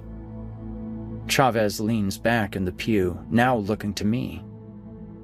"You get to bury your family, Fred. Be happy for that. I'll never have that right. It was taken from me." I turn to him. His story is probably worse than my own, not that I'm weighing tragedies or anything. Chavez, I ask, you never answered me. Why are you even here right now? Chavez looks around as if searching for someone. Fred, you always helped me out. You gave me a job, gave me a ride to my place when I needed it. Chavez gives me a sympathetic smile. I'm here because I'm your friend. As a man, I usually leave crying for the macho stuff, Grand Canyon and funerals. I guess this was an exception, though. Of all the people who would show up when I needed them, if you told me it would be Jorge Chavez, the illegal immigrant who's the best guy I know with a sandblaster, I'd never have believed you. Now I'm sobbing next to the guy, and he's doing his best to comfort me. Chavez even volunteers to be a pallbearer at the end of the ceremony. At the graveyard, he is the last one to stand with me. I turn to him as I'm still swinging between deep depression and seething anger. Chavez, how can you still believe in God? He took everything from you, and yet you're still faithful? Chavez starts to unbutton his jacket as he talks. When the cartel killed my family, they forced me to be their runner. He undoes his jacket and now is undoing some buttons on his shirt. One day, during a drop, I see a hole in the border fence to America. I think to myself, I can live in the cartel or die free. I prayed to God and asked him to protect me during my escape. I ran. He reveals his chest. There's a hole just below his rib cage on the right. It looks like a bullet wound. It missed my heart, lungs, and didn't even hit bone. A 1 in a million shot. A miracle, Fred. God's protection. That's why we should thank him every day, he says while tapping the scar. Thank him? Chavez, where was he when Sandy and the boys needed help? Where was God? Why didn't he help them then? Chavez looks me dead in the eyes as he buttons up his shirt. Did you ask him to help, Fred? I'm silent and just stare ahead of me past the graves. It can't possibly be that simple, I tell myself. That whole ask and you shall receive nonsense. After a while, Chavez leaves my side. A few minutes later, I hear someone walking up behind me. I look, still facing ahead, and see Timothy in a black trench coat and suit with black tie behind me. You've got balls, man, I say curtly. I never intended for this, Timothy says plainly. He looks over the graves. What you did to protect them was, well, it was beyond what I thought you could do. He had started to smile a bit, but now his smile fades. If I had known you had a family, I'd have given you some other tools. I turn and march right up to him. Despite this, he doesn't flinch as I get in his face. Yeah, your tools were really fucking useful. I gave my wife and the boys that sacred water and it just gave them a quicker death. It saved their souls, Fred, Timothy says simply. Because of you, your wife's soul isn't in the possession of Belial. Neither are your children. Bullshit, I shout. That's not how that shit works. You don't lose your soul if a demon possesses you. Sometimes you die, but I know enough about that shit to know you're just bullshitting me. I talked to the fucking priests. You think Belial is a demon? I take a step back. What else would he be? Timothy's face doesn't change expression in the least. Belial was first a dark angel long ago. He was tasked with punishing impure souls. That was before the war. Timothy looks to the sky. I look up with him. What war? The war of the cherubim and seraphim. The cherubim were high-order angels created by God to be his servants, but who aligned themselves with Lucifer. Timothy looks to me. The war began when Belial talked Lucifer into defying God in the first place. I'm pretty dumbfounded at this point and look to the graves of my family for a moment. Why does such a big shot from down below want to fuck with me then? The amber you spoke of, it has enormous power. Power enough where, if Belial got his hands on it, he'd be able to pull himself into this world. Timothy answers. Pull himself? Newsflash, Timothy, he's already here. Timothy shakes his head slowly. Belial is only possessing a man now. That's why the first day he didn't just kill you and take the amber. The man he had possessed was still resisting him, still fighting. At that stage of early possession, a spirit cannot make someone do something they do not wish to. It wasn't until the next day his will faltered and Belial gained full control. Still, even in full control, only a wisp of his power can get through that vessel. Timothy gives me an odd smile. Belial, with the amber, would have brought himself into this world completely, and as a full-powered cherubim, laid waste to everything. Now he beamed at me.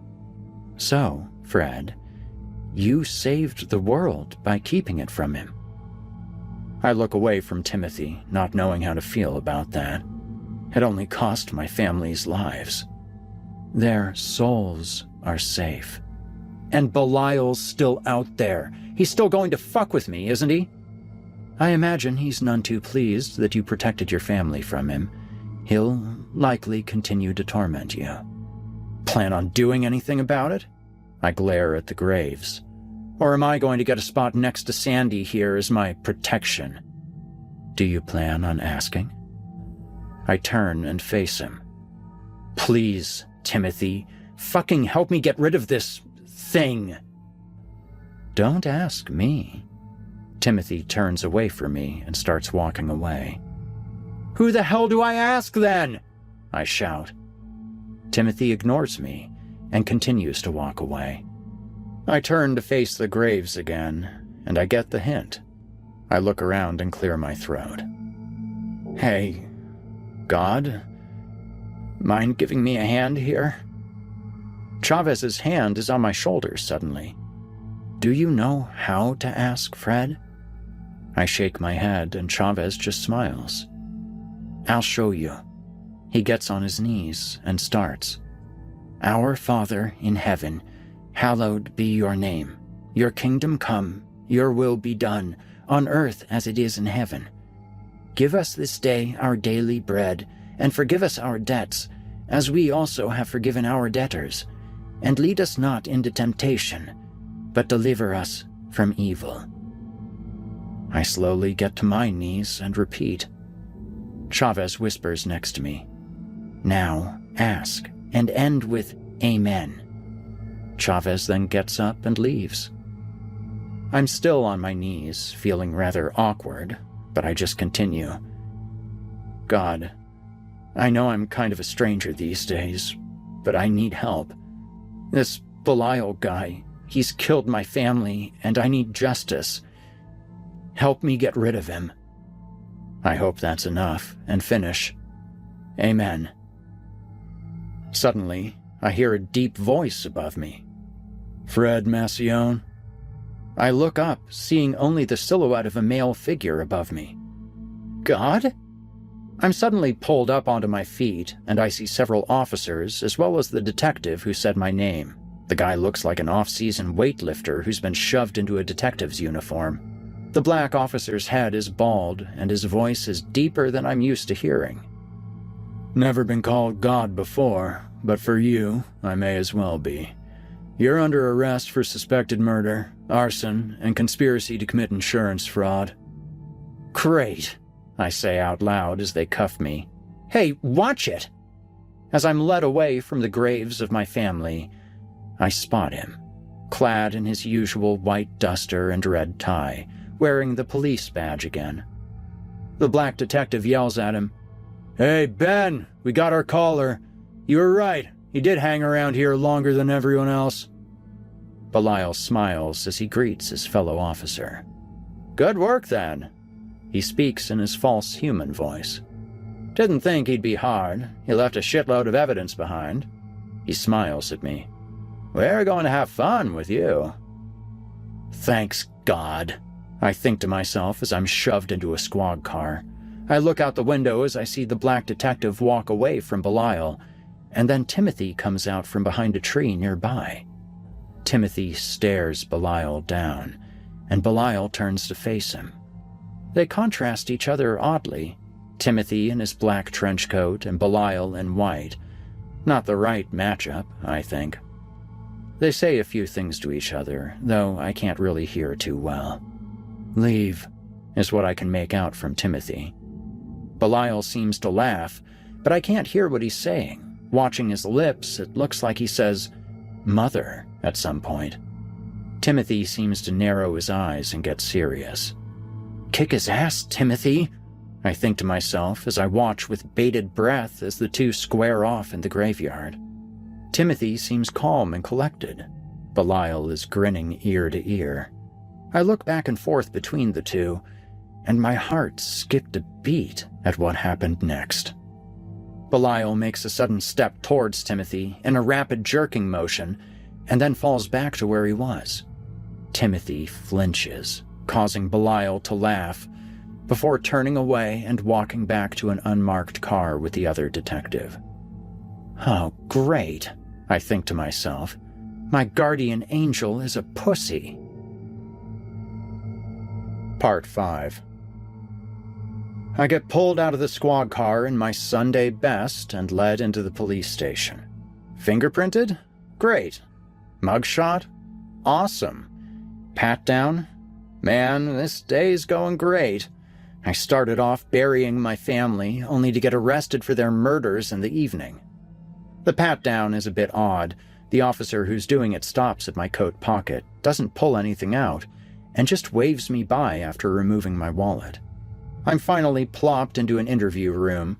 There's a little two-way mirror, about 2 feet square, a table, and 3 chairs, counting mine. I notice they're bolted down, which makes sense, as I'm sure they don't want folks going full Jerry Springer when being interrogated. I try to contemplate how I wound up here, thinking about where everything has been going and how. I think of a way I can maybe convince the detective who arrested me that his partner isn't who he seems. Could that work? I think of scenarios where, if he was convinced, what would happen? I know Belial can move objects. I saw that firsthand. Something tells me if I had not been handling highly sacred objects, he'd have been able to pull me too. If I blow his cover, will he just kill us and everyone in this place? Or worse, will he kill his partner, a la Darth Vader force choke, and spin another frame job on me? Should I even count Belial as a he, or should I just be using it? Despite all this, I'm feeling oddly calm when I see both of them walk into the room. The black detective sits down and clicks on a recording device which is embedded in the wall.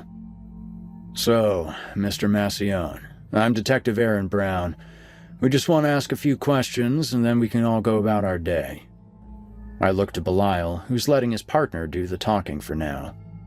I'll be happy to answer them, but I'll say this much. I didn't murder my family. Detective Brown just nods and smiles. Of course. He looks down to a file folder, pulling out a piece of paper. "So, the day of the events concerning your family's tragic demise, where were you?" Belial is smiling wickedly. "I was visiting a work site and then my office. I was looking for some equipment I'd left behind," I say plainly. I'm not entirely lying, after all. This work site, how far away from your house was it?" Detective Brown continues. "About an hour," I say simply. "And why, in the middle of the night, did you feel the need to check for this equipment? Why couldn't it wait till morning?" I did not have a decent answer for this, and I tried to think of something that wouldn't immediately put both Belial and Detective Brown at immediate odds with me.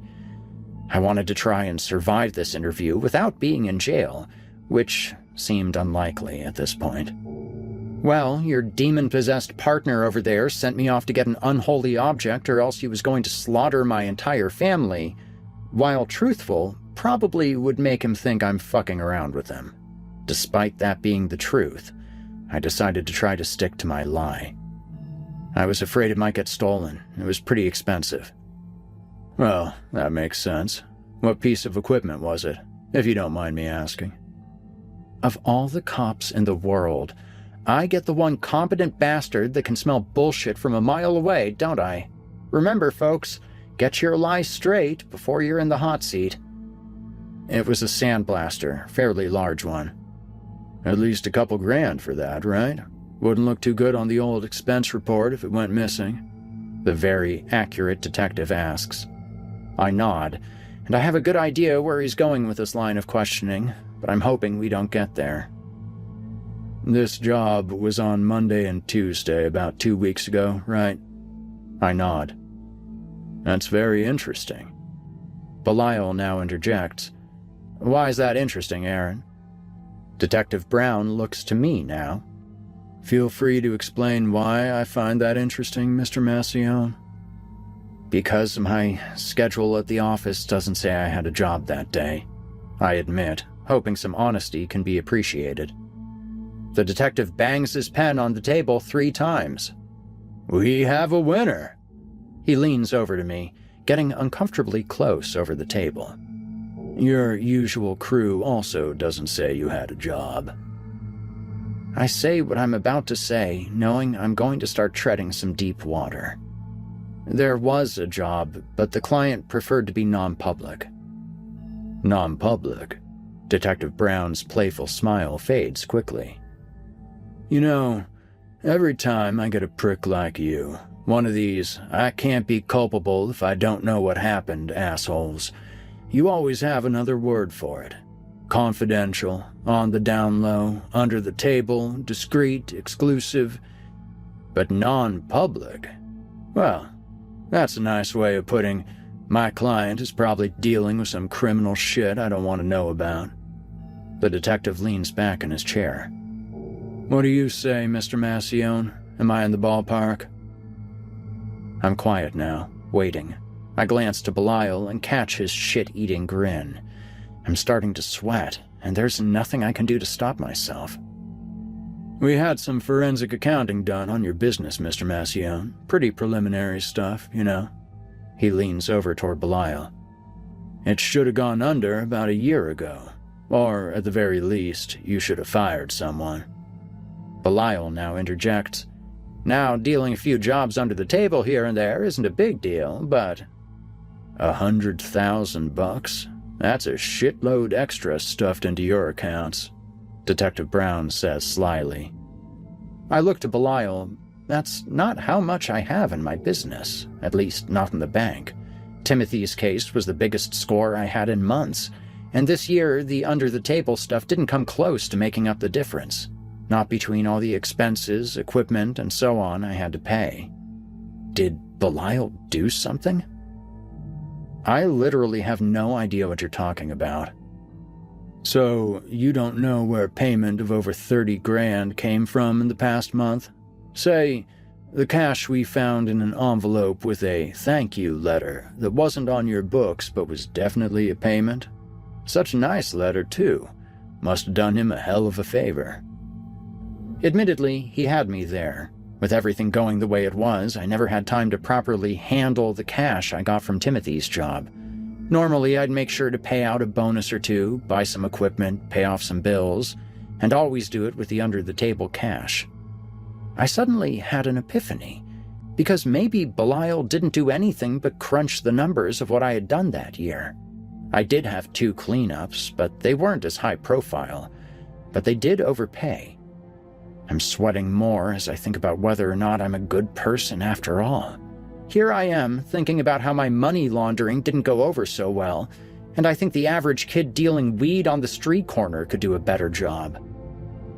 That accounts for this year alone, and our guys are sifting through your books as we speak, and we keep on finding gaps in payments and bills paid that never should be paid. Detective Brown cracks his knuckles. And somehow, I do not think your non-public clients would appreciate us digging through their dirty laundry. Might get ugly for you, especially if you're on the outside. That's the stick. Now this guy's going to give me a carrot. Of course, we could just skip all that, if you can tell me, honestly, what happened to your wife and kids, why the doorknobs were found removed, and why the windows were nailed shut. I'm quiet while I think of a way out, but then I hear Belial's human voice. Aaron, why don't you step out, have a coffee?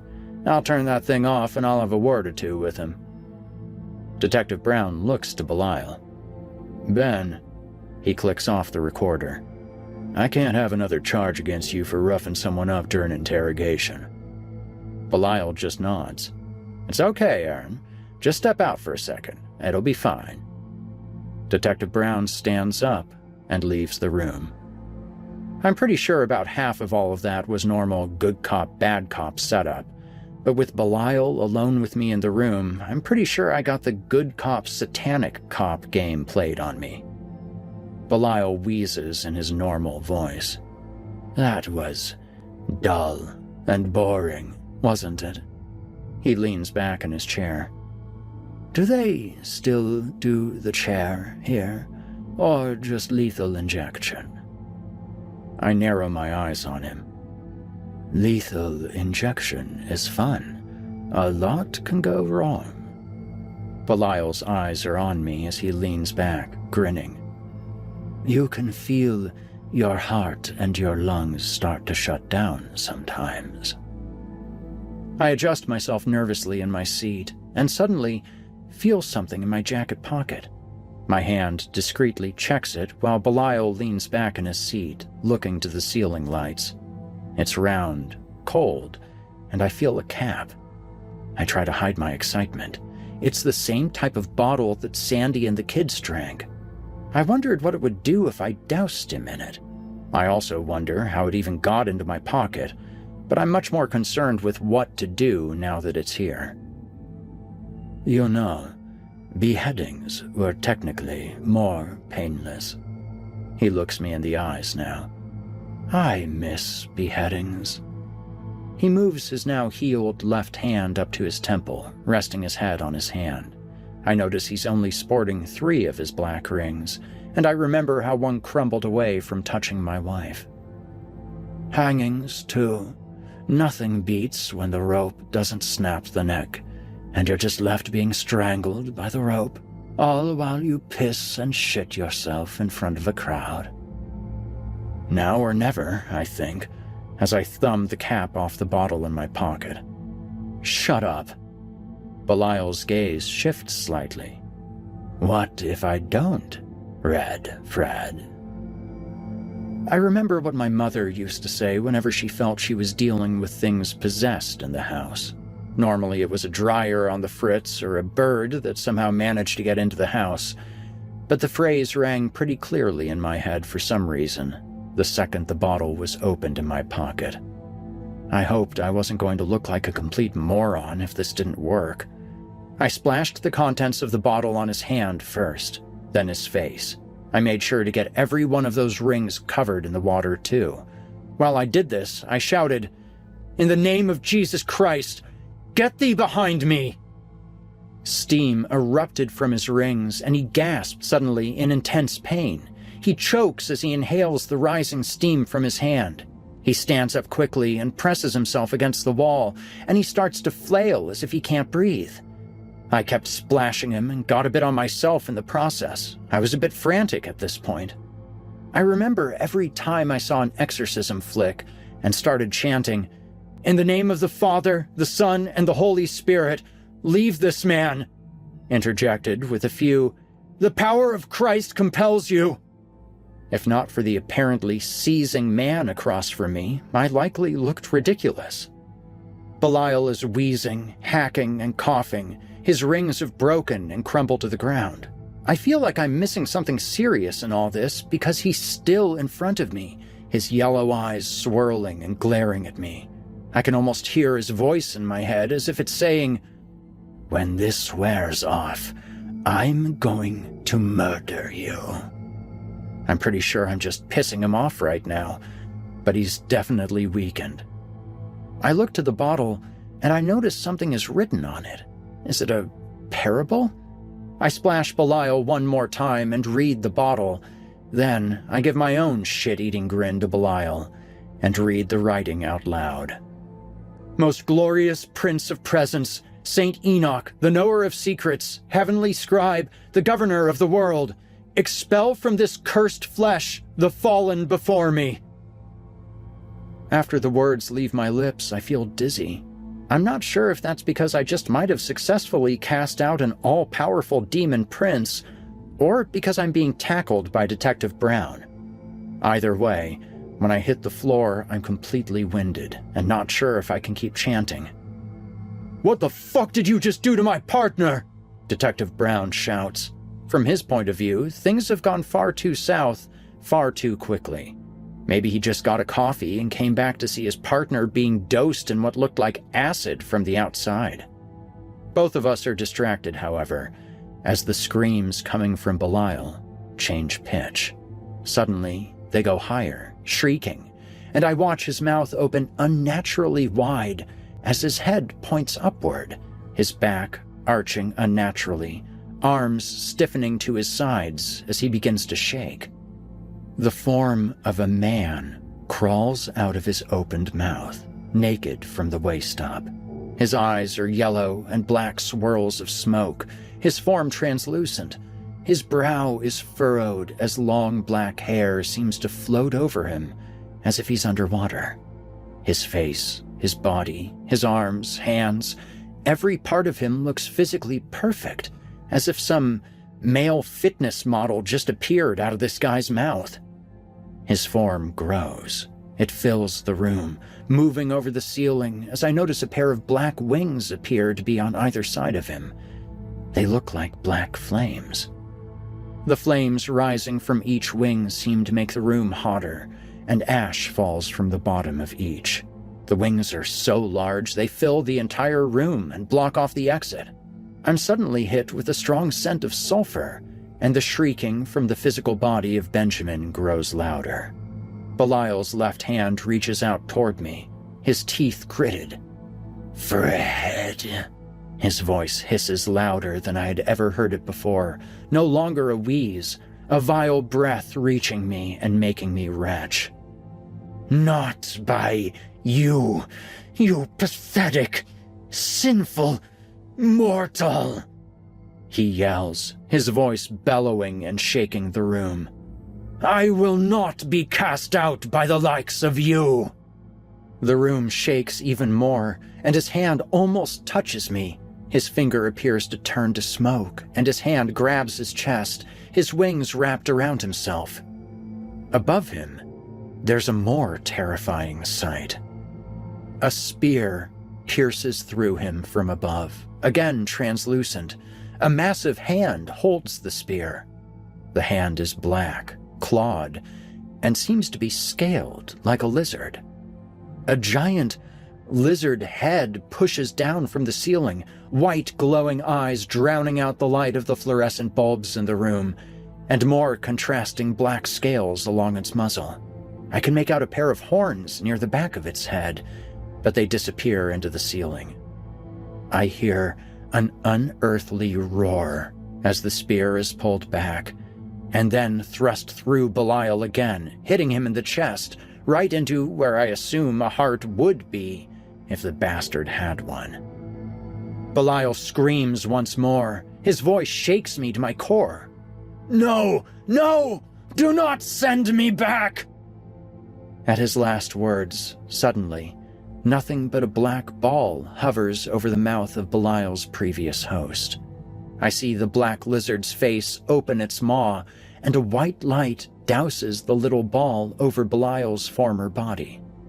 Suddenly, all the air seems to be sucked out of the room, and I feel a massive pressure smash into me and knock me and the detective into the far wall, as the black ball seemed to explode in bright white light.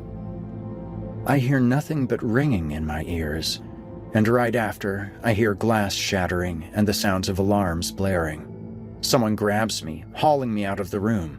As I'm being shuffled out, dust and chaos all around me, I see Belial's body lying motionless on the floor, his partner shouting something or other to other officers, The officer who has me keeps pulling me and roughly handling me.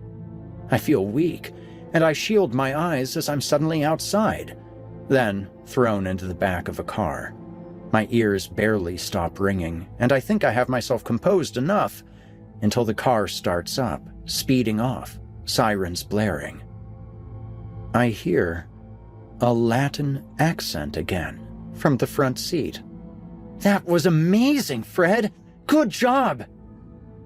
I look up and see Chavez wearing a police cap and uniform, giving me thumbs up. Right before I pass out, I realize that the cop who gave me the pat-down must have been Chavez. He put the water into my pocket.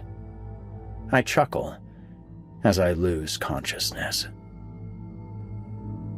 I'm woken up by a knocking on the rear window. I groggily look up to see Chavez's smiling face on the other side, now without the policeman's cap on. "Fred, wake up, man, let's go!" The door opens and I'm dragged out. Chavez gets me to my feet, but I feel weak and I can barely walk. "You did great, Fred, you did! Hang on a little bit longer." I can't go on and fall to my knees. Everything is still spinning. "St. Timothy!" Chavez shouts. "Quickly!" Before I know what's going on, I see Timothy rushing towards me. "You have to heal his spirit," Chavez says. "The exorcism took a toll on him." "Jorge, I don't know how," I hear Timothy admit. Chavez grabs Timothy's hand and places it on my forehead. "Ask your grandmother." Timothy then takes a breath, and suddenly I feel, well, better. I blink my eyes clear and start to get up off my knees. By the time I'm standing, I look to Timothy in front of me, still wearing his trench coat, looking at his hand curiously. Chavez is thrilled. "I told you, Belial's interference wasn't enough to weaken the gift passed on." Timothy nods, seemingly in shock, and then looks to me. "You did well, Fred." I lean up against the car and look Timothy in the eyes. "So you're not an angel?" Timothy shakes his head, but Chavez protests. "He is," Chavez smiles to me. "But he's still young. He doesn't know his own strength, Fred." I look to Chavez oddly. "How do you know?" "Because I read, Fred. I read the Bible." He points to Timothy. "He's the grandson of Saint Dinah, daughter of Enoch." Timothy just nods. "We can talk later, Chavez. I think Fred needs to know where he is." Chavez smiles and points to a 2-story house. "That's your new home." I look around. There seem to be a few homes sprinkled here and there, but it looks like I'm in the middle of Midwestern bumfuck nowhere. Timothy and Chavez make their way down the walkway toward the 2-story home, and I follow. When Timothy gets to the door, he knocks 3 times. "Fred's here," Timothy says as he knocks. The door opens, and I see Sandy's smiling face. I run past Chavez and Timothy, and I hug and kiss her for what feels like too short a time, right up until I get a firm punch to the shoulder. Timothy and Chavez both wince. "Never take a job like this again," she says. "We were scared half to death." She takes a deep breath. "Also, we're going to start going to church. Like, a lot." "I thought you were dead. You and the boys," I said softly. Suddenly, Sandy is glaring at Timothy. "Oh, did you?" She charges at Timothy and proceeds to hammer his shoulder a few times, punctuating each hit with a word. "Timothy, how dare you do that to him?" Timothy gasps in pain. "I'm sorry, Sandy." She turns around sharply and walks back inside. "The boys are playing video games right now, and they won't shut up about how the internet sucks. Now get in here while I try to figure out dinner." I hear a litany of other complaints from her, from the stove to the refrigerator and the like, which is typical of her. I walk inside, relieved to find my wife safe and still slightly crazy, and greet my 2 boys. For the first time in weeks, I feel happy and free. After dinner, where my boys challenged Chavez to a round of some first-person shooter, I see Timothy in the backyard looking out over more than an acre of property, apparently mine, the sun setting in the distance. I walk toward him, looking him over. "So, how old are you?" 25, Timothy says. "Jesus, I have 15 years on you," I say plainly. Timothy nods. "How exactly are you an angel?" Timothy shakes his head. "I'm hardly an angel. Certainly not a saint like Jorge keeps calling me." "So, what are you then?" "At best, half angel, half..." He looks far away into the sky. "Monster." "Care to elaborate? I'm done being in the dark." "So, we're breaking the no questions asked policy?"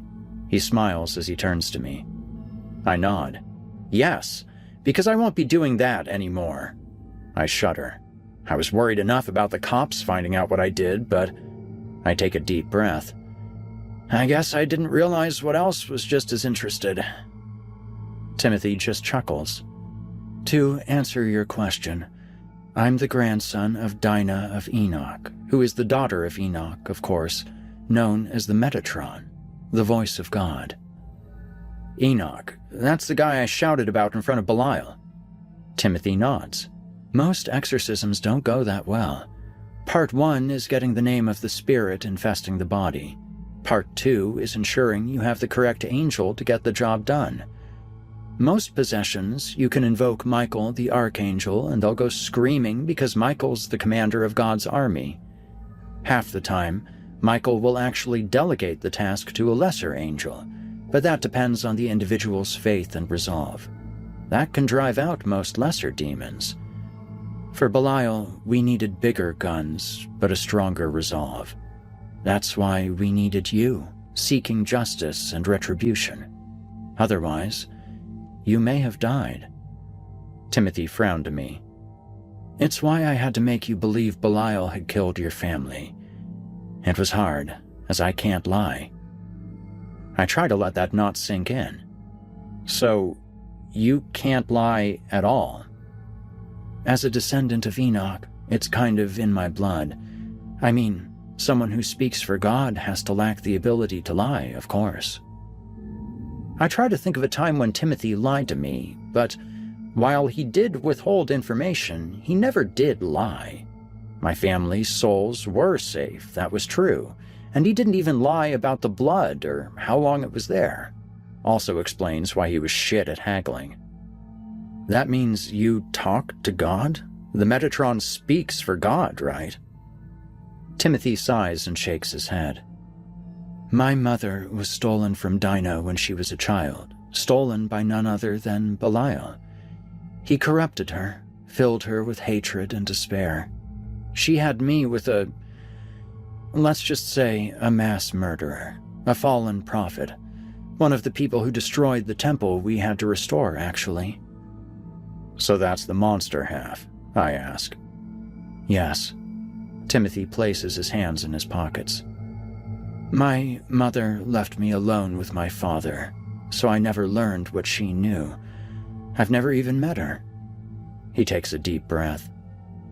"One day, I ran away from him and found the entrance to the Guardian Temple. The only thing that comes naturally is my ability to do this," he said with an outstretched hand as a pair of doors appeared in the yard out of nowhere. I look, and inside, now well lit, is the room I was so used to working in but had no desire to visit again. "I used its gates to come to this world, joined the military, rose up the ranks, and gained influence. Because I'm going to fight my father." He looks to me. "I'm going to stop him and his sister from destroying another world. To do that, I needed a base. I did my best alone, but I needed help to fix the temple up. So you called me?" Timothy nods again. "I didn't lie about how I heard of you. Everything else is settled." "How did you save my family? I thought they were dead. I saw bodies." Timothy laughs. I got your message. When I did, I realized the mistake I made, that I didn't know where you were or that you had a family. But you should thank Chavez. He knew where your address was. From there, I was able to will the gates to open. I had just opened them in the basement and found your family there. Sandy's quite the smart woman, by the way. She had soaked towels and sheets and shoved them under the doors, windows, and was doing her best to hide under a soaked blanket. She was shocked to see a pair of doors appear out of nowhere, but she ran in regardless, taking the kids. He sighed. From there, I was able to substitute some corpses, and Chavez and I figured out a way for you to defeat Belial. I raised an eyebrow. Why couldn't you defeat him? Timothy's smile weakened as he looked at my new house. I was afraid. He kicks the dirt slightly, frustrated. Belial manipulated my mother, stole her away from my grandmother, and nearly got his hands on something that could have handed him the world, all because of my miscalculations. He's older and more powerful than anything I'm likely to ever face or be. So, it's like you thought in the car. Your guardian angel is kind of, he grins a bit at me. Pussy. Like I thought? I said, bewildered. Mind reading is a simple trick if you're part angel, apparently. Why me? Honestly?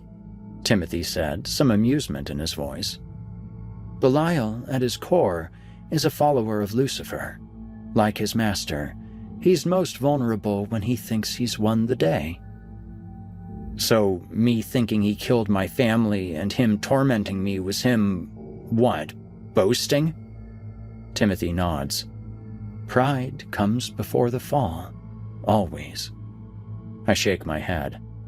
So, I get why I helped, but you couldn't call in reinforcements for a thing like Belial? Timothy's smile falls. Fred, I am the reinforcements. I felt my stomach fall a bit. What do you mean? Timothy looks to the temple entrance in front of us. Angels existed on this plane because God needs them to perform his miracles. God, while omnipresent, is also omni-absent. The angels serve his desires, and he directs them from time to time. He looks to me. Think of it as if every time God blinks, a few hundred years pass. He can only invoke his will directly from time to time when directly called upon by someone of extremely strong faith. I look to the temple doors again. So, that temple, the guardian temple, where God's angels amassed to coordinate his will, chose prophets, created miracles, led by the Metatron. I recall the blood I had to clean up. So wait, you mean... They're gone, murdered by, what is in essence, my aunt and father. I'm all that's left, and I'm trying to rebuild. So for now, we need to lean on the resolve and faith of mortals like you. He smiled at me. But now I don't feel so helpless. I feel like there's a chance, however small. Timothy looks at the open gates with a faraway gaze. We're losing, however. I'm not sure how long it's going to take me to recover and get the upper hand. How long do you need? I ask like I could do anything. 15, maybe 20 years? Which reminds me I need to get back to work. Timothy gives out a sudden whistle. Chavez and I should go. We've caused you enough trouble. Chavez? Still? I laugh. What do you need him for? Timothy looks to my house again with a look of serenity as I see Chavez running out towards us with a plate with a slice of cake on it.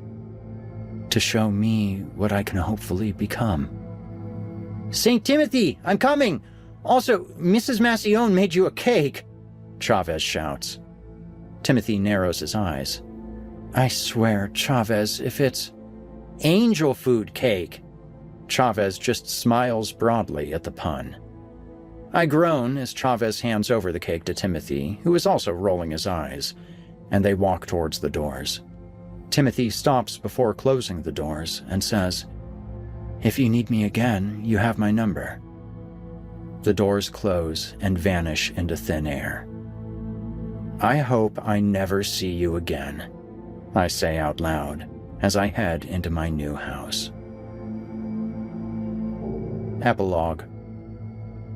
10 years later, and I work in restoration. On the weekends, my new crew and I check out churches in need of repair and, free of charge, work on restoring their stonework. We do it as charity. Nothing but the raw materials are paid for. Usually, the priest takes up a collection via the old-school plates, or we get it done by a crowdfunding website. My new guy, Devin, is on the second floor of this church overlooking the center aisle, checking out a stone pillar in bad shape. "Fred, this thing can't be secured. We're gonna have to get some temporary supports for the roof and literally rebuild it from the ground up. Knock out the old, bring in a new one, whole 9 yards. Padre's not gonna be happy." Devin shouts down. "He can pray for it to be fixed, but unless God sends mason angels, it ain't happening." "Ask and ye shall receive." The priest of the church apparently overheard us, and he walks toward me. "Dare I ask? I'm sure that's expensive." I nod. "I'll get a quote together for you and see what we can do, Father." He nods. "And I'll call my insurance company after I pray to God to help me through the customer support robots." Priests all have terrible jokes, by the way, something you learn when working in multiple churches. My tinnitus kicks in, which I've had for the past 10 years. I wish it was the normal sort where you hear a sort of high-pitched ringing, but it's not. It's a high-pitched scream, the sort I heard when Belial was cast out. I pull out some eardrops, which I keep in the same bottle Chavez gave me. The screaming stops pretty quickly. The priest looks at the bottle for a moment. "St. Enoch? Obscure." I laugh. "It was a gift from a friend of mine, Timothy." The priest nods. "Ah, that makes sense that he's named Timothy." I look to the priest oddly. "Why does it make sense?" The priest smiles at me. "Well, my boy, Timothy means follower of God." I smile and nod. "Yeah, that's him." One of the nuns runs up to us. "Father, something's happening on the news in Jerusalem." The priest turns and follows her. I follow out of my newfound curiosity. We all head into a back room with a television in it. 2 other nuns are inside, glued to the TV. It looks like an overhead shot of destroyed streets, and the headline reads, "Terror in the Holy Land." I see a little I-24 logo in the corner. Never heard of the channel before, personally. "I'm sure it's just hyperbole, sisters," the priest starts. The camera pans down to a group of 5 people. 3 of the group look like they're wearing a uniform of sorts. 2 are women, both blonde. The man is bald. They're wearing white, long sleeves with black vests and matching black pants. Another man is seen next to them, and it's hard to make out what he's wearing. It's red and brown and black, and I swear he could be wearing a cape or something. Short white hair on his head. The largest figure of the 5 looks like a massive man with long white hair braided down their left side, while the right side of their head seems to be shaved completely. The larger man wears what looks like white, full-plate armor and a white cape with a blue accent inside of it. Suddenly, the bald guy cracks his fingers and fire spews forth from his hands like he has a flamethrower under each palm. One of the sisters watching screams, and the priest tries to comfort her. The anchorman on the TV feed chimes in. "It looks like they have some kind of advanced weapons systems, and it seems attack helicopters are being called in." Oh my God! The camera shakily changes as the white figure is suddenly in the air, and a pair of white wings have unfolded from behind. In an instant, suddenly, something springs from the angel's back, lands in its hand, and smashes into the helicopter, destroying it in an explosion of fire before the figure flaps their wings again, blasting the debris away and diving at the next helicopter, jabbing the object that was pulled out into the helicopter closer to the camera. I lunge for the remote and hit the pause on the TV. Frozen on the screen, it's clearer to see it's not a man, but an absolute monster of a woman. In her hands is a massive sword, huge and bulky, and yet she seems to wield it without much effort. It looks like there's a blue Omega symbol on one of the shoulders of her white armor. I recall what happened to the helicopter as she swung at it, destroyed in a single blow. I remember the bloodstains of the temple as my hellish tinnitus kicks in again. I remember the gash in the floor as I spot the sword on the screen. Mike's voice echoing in my mind. "This looks like one clean cut."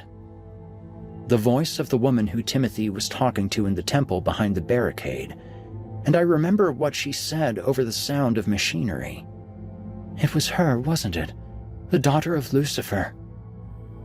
One of the nuns asks, Is that an angel?"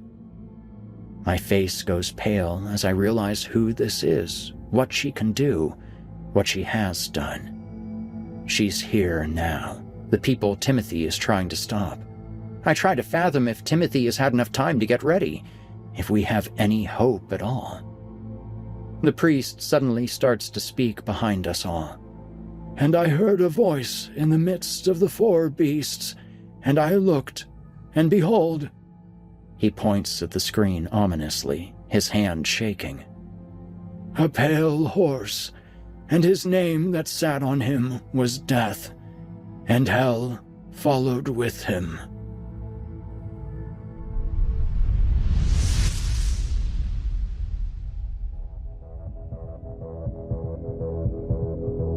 You've been listening to Restoration Part 2 by Jordan Eilbert.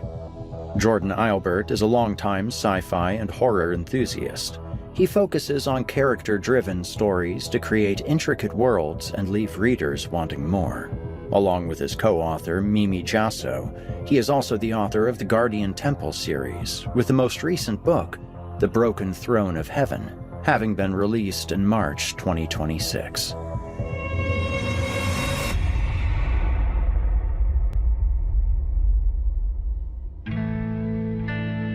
Can't a man go a mere decade without getting embroiled in a second religious calamity? I suspect it's just like any job. Once you prove your worth, now you're the one on the hook when new work comes up. In any case, our buddy Fred had a better ending than most of our protagonists here on Horror Hill. I suppose it fits in with springtime arriving and life flourishing and all of that banal nonsense. But rest assured, dear listener, not all of our heroes get a happy ever after, even if it only lasts 10 years. Next week, I think we'll have something a bit more grim. In the meantime, thanks to Jordan Eilbert for the story tonight, and of course, thanks to all of you listeners for joining me. Until next time, friends, stay spooky. You've been listening to the Horror Hill Podcast, a production of Chilling Entertainment and the creative team at Chilling Tales for Dark Nights. Tonight's episode was hosted, narrated, scored, and finalized by yours truly, Eric Peabody. Additional music by Nikki McSorley. Got a terrifying tale of your own that you'd like performed? Email it to us at submissions@simplyscarypodcast.com to have your work considered for future production. Note that any writing utilizing artificial intelligence is ineligible. If you enjoyed tonight's episode, why not help us spread our dark presence online? You can follow Chilling Tales for Dark Nights on social media, and upvote, subscribe, and hit the bell notification icon if you're listening to this on YouTube. It helps us out a lot and also keeps you up to date on new episodes. If you'd like access to uninterrupted horror, free of ads and these annoying bookend segments, might I recommend signing up to be a patron? You'll get access to hundreds of episodes of this show, as well as everything from the other programs in the Chilling Tales for Dark Nights cabal. That means all of Scary Stories Told in the Dark, Drew Blood's Dark Tales, and more. It's a veritable smorgasbord of horrific delights. Head to chillingtalesfordarknights.com to get started. If you're looking for someone to narrate or handle audio production for your own personal project, I just so happen to know a guy. Email me at ericpeabodyvoice@gmail.com, that's ERIK peabodyvoice@gmail.com, and we can talk details. If darkness is what you're after, listener, your search is over. Yet, let it be known, you haven't found the darkness. The darkness has found you. Friends, it's me again.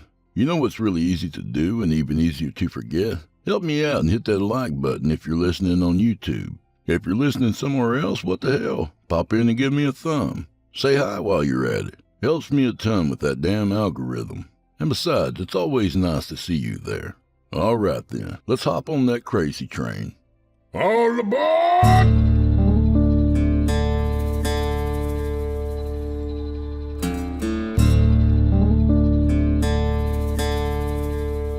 Oh, shit.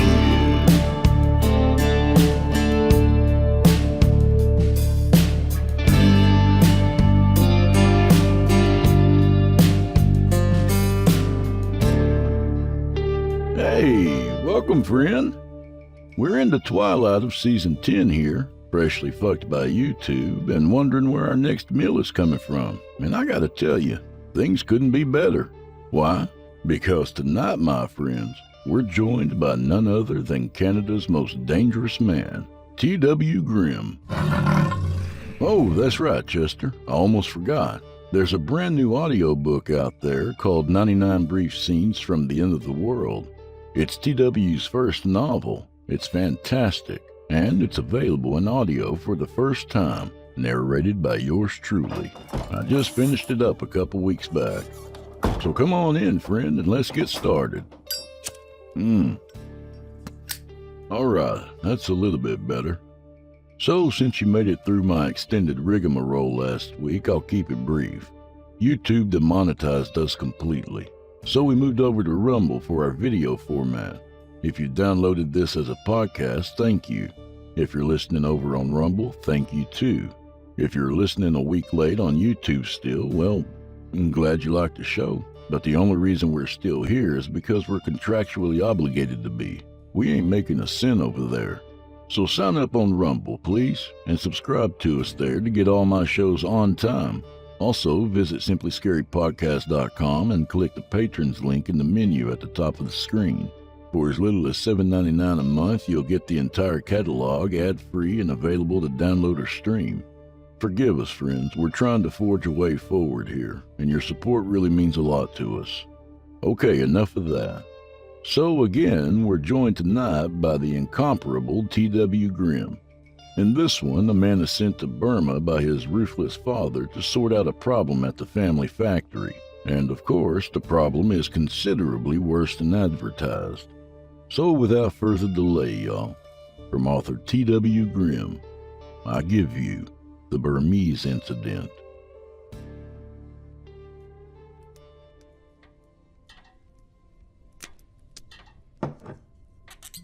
Here you are, old friend. One more glass of claret each, and we've drained the bottle dry.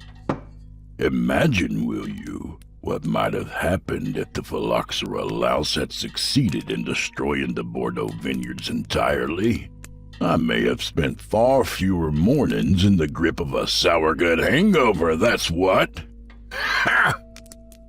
The hour hand on the grandfather clock has slipped past 1, I see. Time for one more tell, and then I'm afraid I must retire. Well, I'm not a young man anymore, and neither are you, sir. I can hear our beds calling to us. As a betting man, I'd wager your driver is probably sleeping quite soundly behind the wheel of the Bentley as we speak, the drunken old bugger. But truth be told, I'm really quite envious of those who sleep soundly. Without the drink, I rather doubt I would sleep at all. When I close my eyes, memories have a tendency to invade my dreams and corrupt them into the most horrid nightmares. Speaking of which, tell me something, if you will. Have you ever traveled to the Southeast Asian nation of Myanmar? I have, although it was many years ago. At the time, it was still known as Burma. It was a journey I shall never, ever forget. You see, after the end of the Second Great War, my father took an interest in the possibility of acquiring land in Burma, with the intent of developing it for industry. Father was also a betting man, and he was wagering that certain entities in Burma would gladly welcome the strength and status which could only be acquired by obtaining a steady flow of foreign currency. My father was an industrialist, a man with a very long reach who was quite short on empathy. The canny old buzzard knew that Southeast Asia had been beaten into submission by the ravages of war. He believed it would soon be ripe for exploitation and plunder.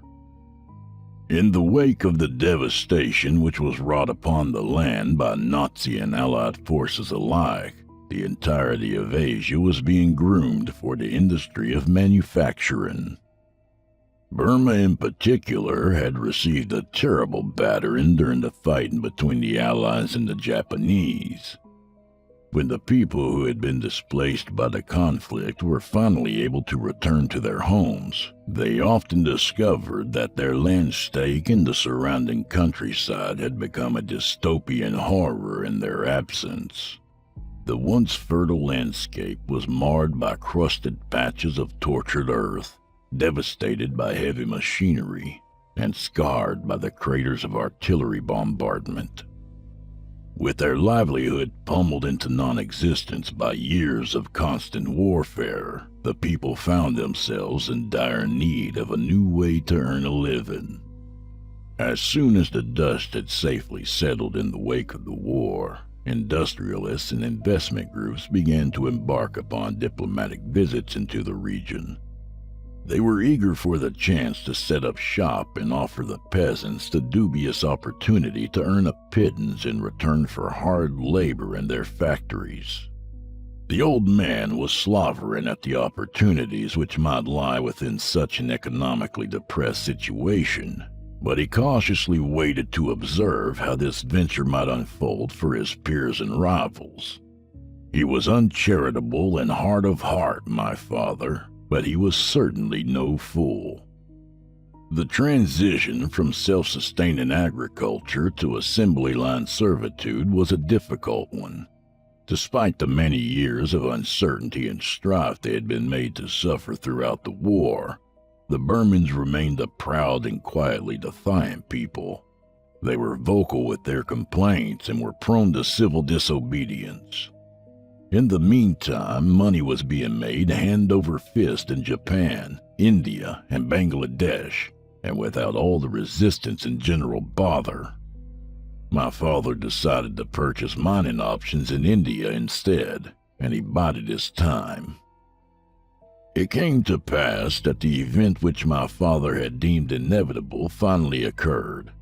A military coup was staged in Burma, and Prime Minister Nu was deposed by his usurpers. Before long, it became clear that Burma's new dictatorship was not as keen about serving the people's needs as they had been led to believe. Political sanctions left the country in a state of financial vulnerability. They were in dire need of friends with deep pockets, and my father possessed very, very deep pockets. However, something the old goat was short on was time. My father was an exceedingly busy man. As I was his oldest son, I was often elected to represent him in business matters that would have seen him traveling abroad. He was loath to embark upon any journey that would result in being surrounded by more brown faces than white. Indeed, my family's patriarch was a ruthless, clever, iron-wheeled horse's ass of a human being, criminally prejudiced in both thought and deed. He saw no wrong in his actions, because the concept of right and wrong simply did not exist for the man. If he could see a way in which his fortunes might be expanded, The only question was whether or not he could succeed in this enterprise. He didn't give the slightest damn at all for the well-being of others, and I can assure you, this is a depressingly common trait in men of his financial stature.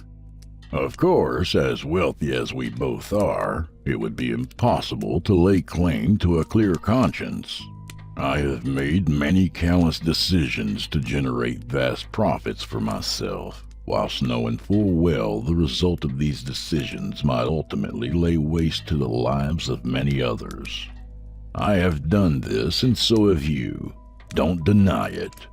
However, there is a fundamental difference between men such as ourselves and men like my father. If you were handed a loaded shotgun and were offered a large sum of money to pull the trigger on me, your oldest and dearest friend, I'm sure you would outright refuse to do so. I am of the same bent. However outrageously high the amount might be, I would be morally unable to carry through with the act. Now the old man? It would merely be a question of mathematics. Could he buy his way out of any potential consequences? And if so, how much of the proffered money would be left after the expenses of his legal defense? If he deemed the sum large enough to be worth the risk, I'd surely end my existence as a fine spray of red on the wall behind my chair, and be damned if I was his son and heir. Do you know what is truly frightening? Those who have been cut from the same moral cloth as my father own the entire world, my good man. They own it and everything that dares to reside upon its surface. But I'm wandering off topic, aren't I?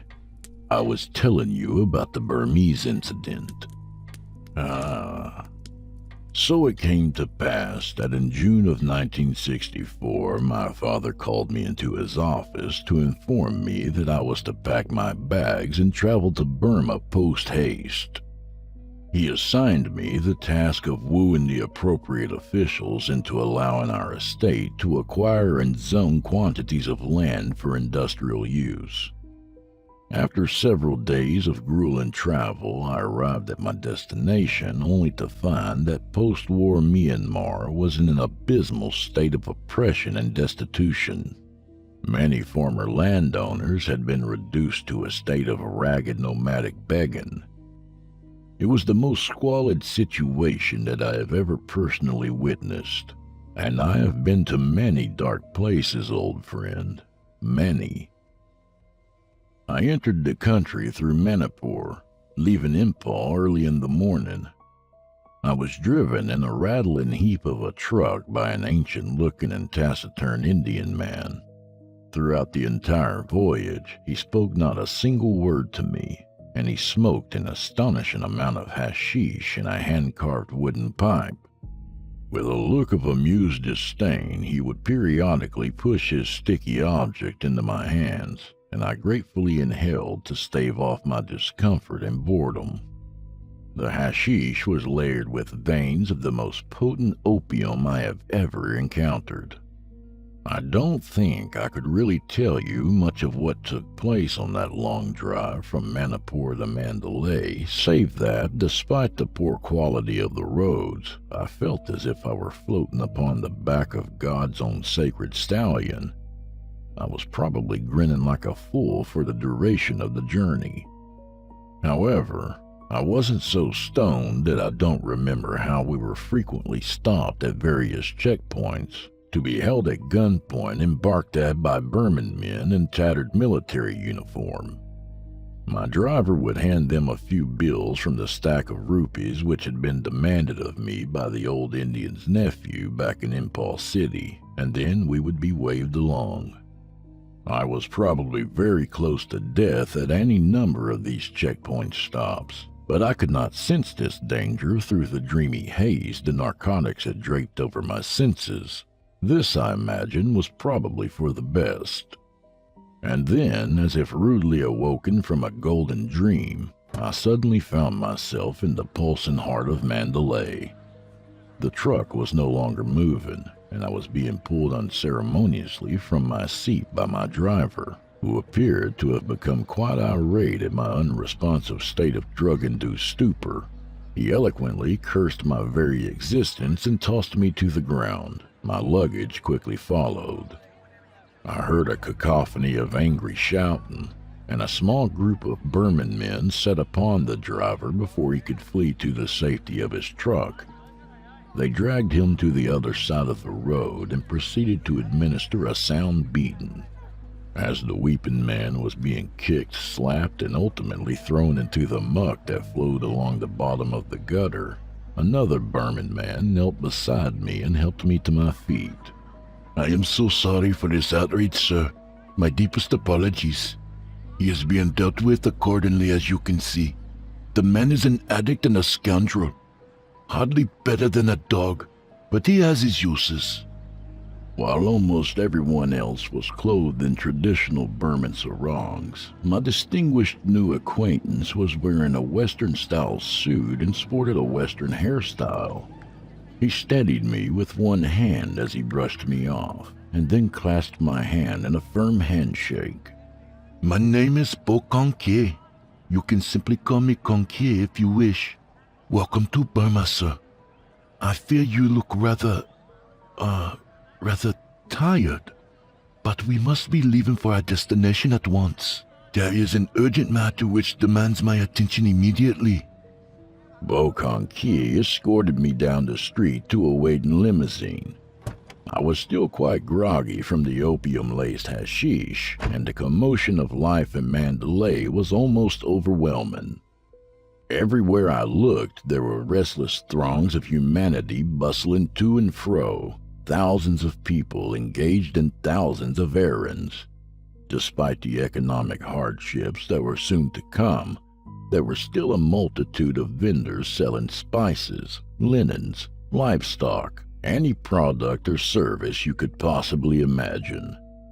There were performers and prostitutes, laborers and housewives, holy men, beggars, every ethnicity and nationality that exists beneath the sun. Motor vehicles rolled down the street behind donkey carts, all of them piled to precarious heights with goods of every description. If one were either brave or foolish enough to wander through the alleys, they would find layabouts, thieves, and cutthroats from all corners of creation. Any face that passed by on the street could belong to a member of the secret police. It was an unstable time, and just about anyone could be an informant, double agent, or just another murderer for hire. Even in the company of my new business acquaintance and savior, I could easily say the wrong thing and find myself in mortal peril. The prefix Bo is an honorific in Burmese culture, which translates to something like commander or general. I would be far from safe within the confines of the luxury limousine.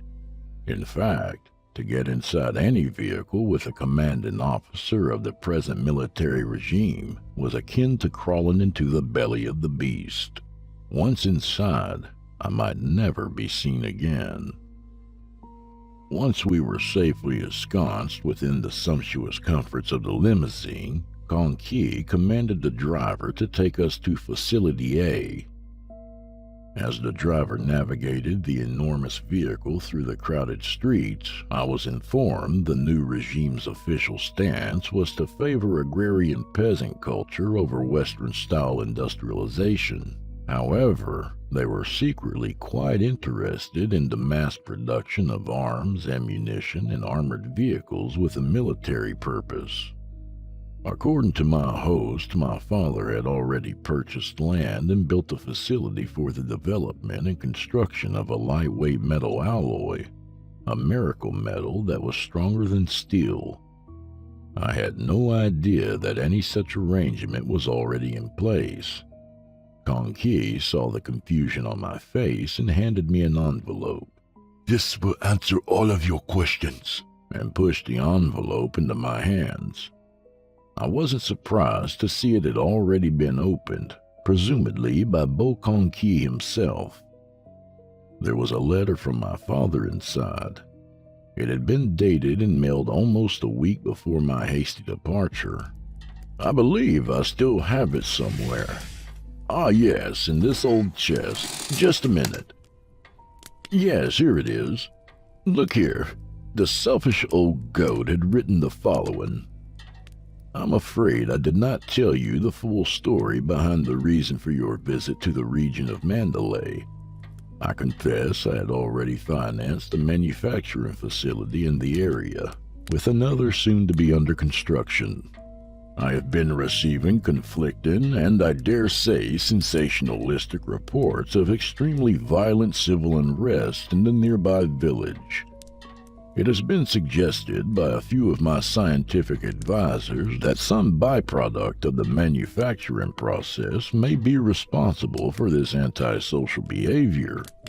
With this dire possibility in mind, I need someone who is a trusted member of the family to sort out the situation in a timely and discreet manner. You are a capable man in your own right, and also my very own flesh and blood. This is a very sensitive matter. You must dig to the bottom of this mess and report back to me at once.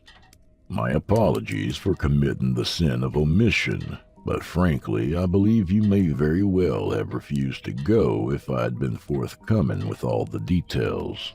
By all reports, you are walking into a very dangerous state of affairs. Trust Bo Kong Ki and no one else. He claims to no longer have faith in the current regime and is now in my employ. He will act as both your guide and your bodyguard throughout the duration of your investigation. He too is a capable man. If things become too dangerous, he will ensure your prompt and secure exit from the country, rest assured.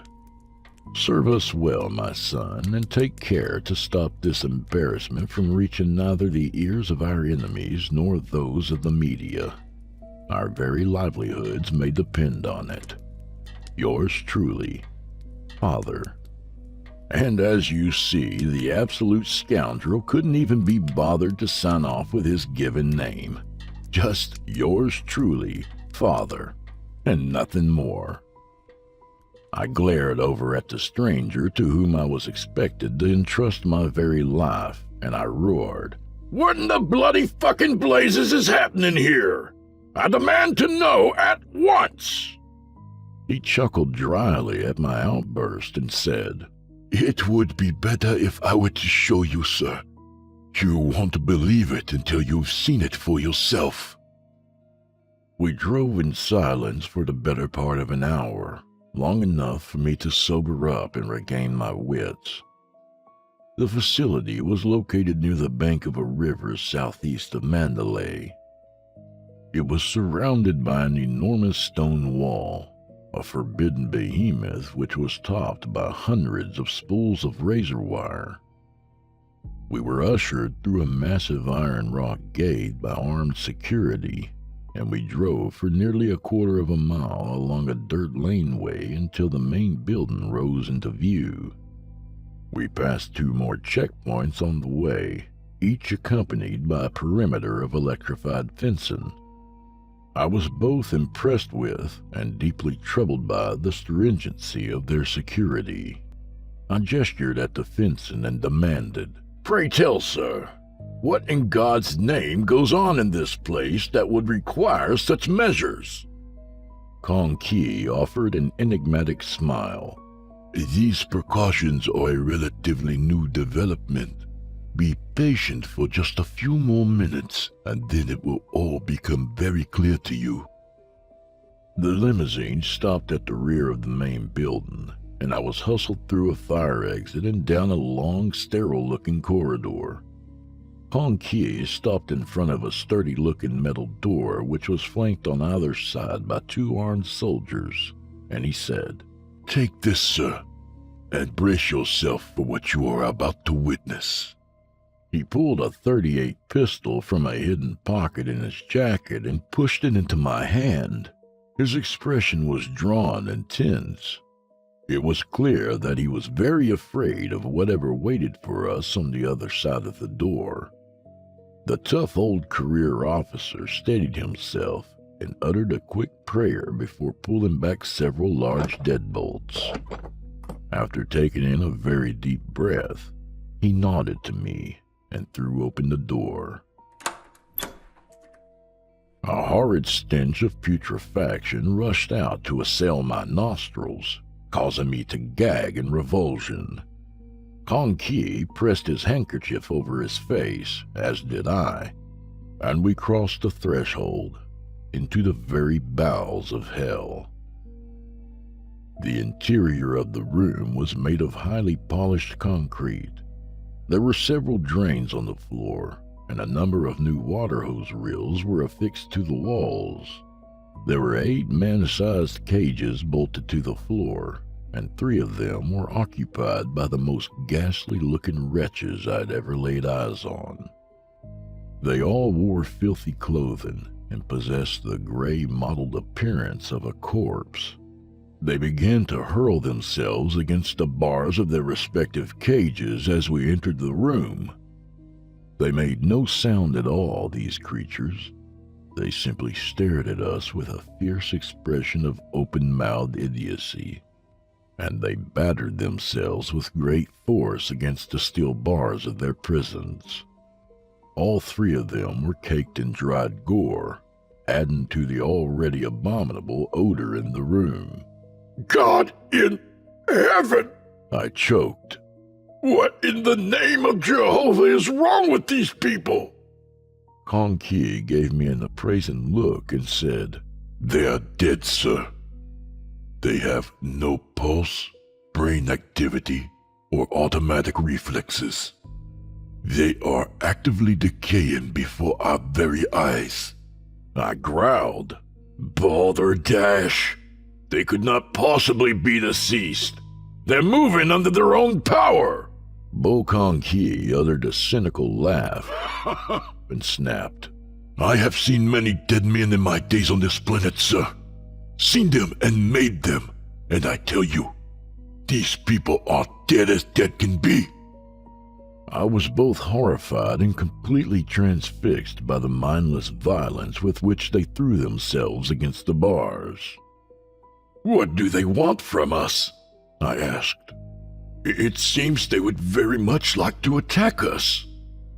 They want to eat us alive, Kong Ki said, and he nodded at the shocked expression on my face.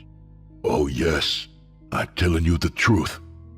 If they could, they would leap upon us like starving leopards and bite chunks of living flesh from our bodies. This one here, do you see the blood around his mouth? He explained that the awful thing had been discovered in the act of devouring a small child in a field just outside Wide River, a village located not far from the grounds of the facility. They'd been forced to evacuate the village after this last attack, the latest in a series of more than 20 such incidents in the 3 weeks preceding my arrival. They could no longer keep the situation a secret without removing and isolating the villagers. I choked out. I've seen enough. Let me out.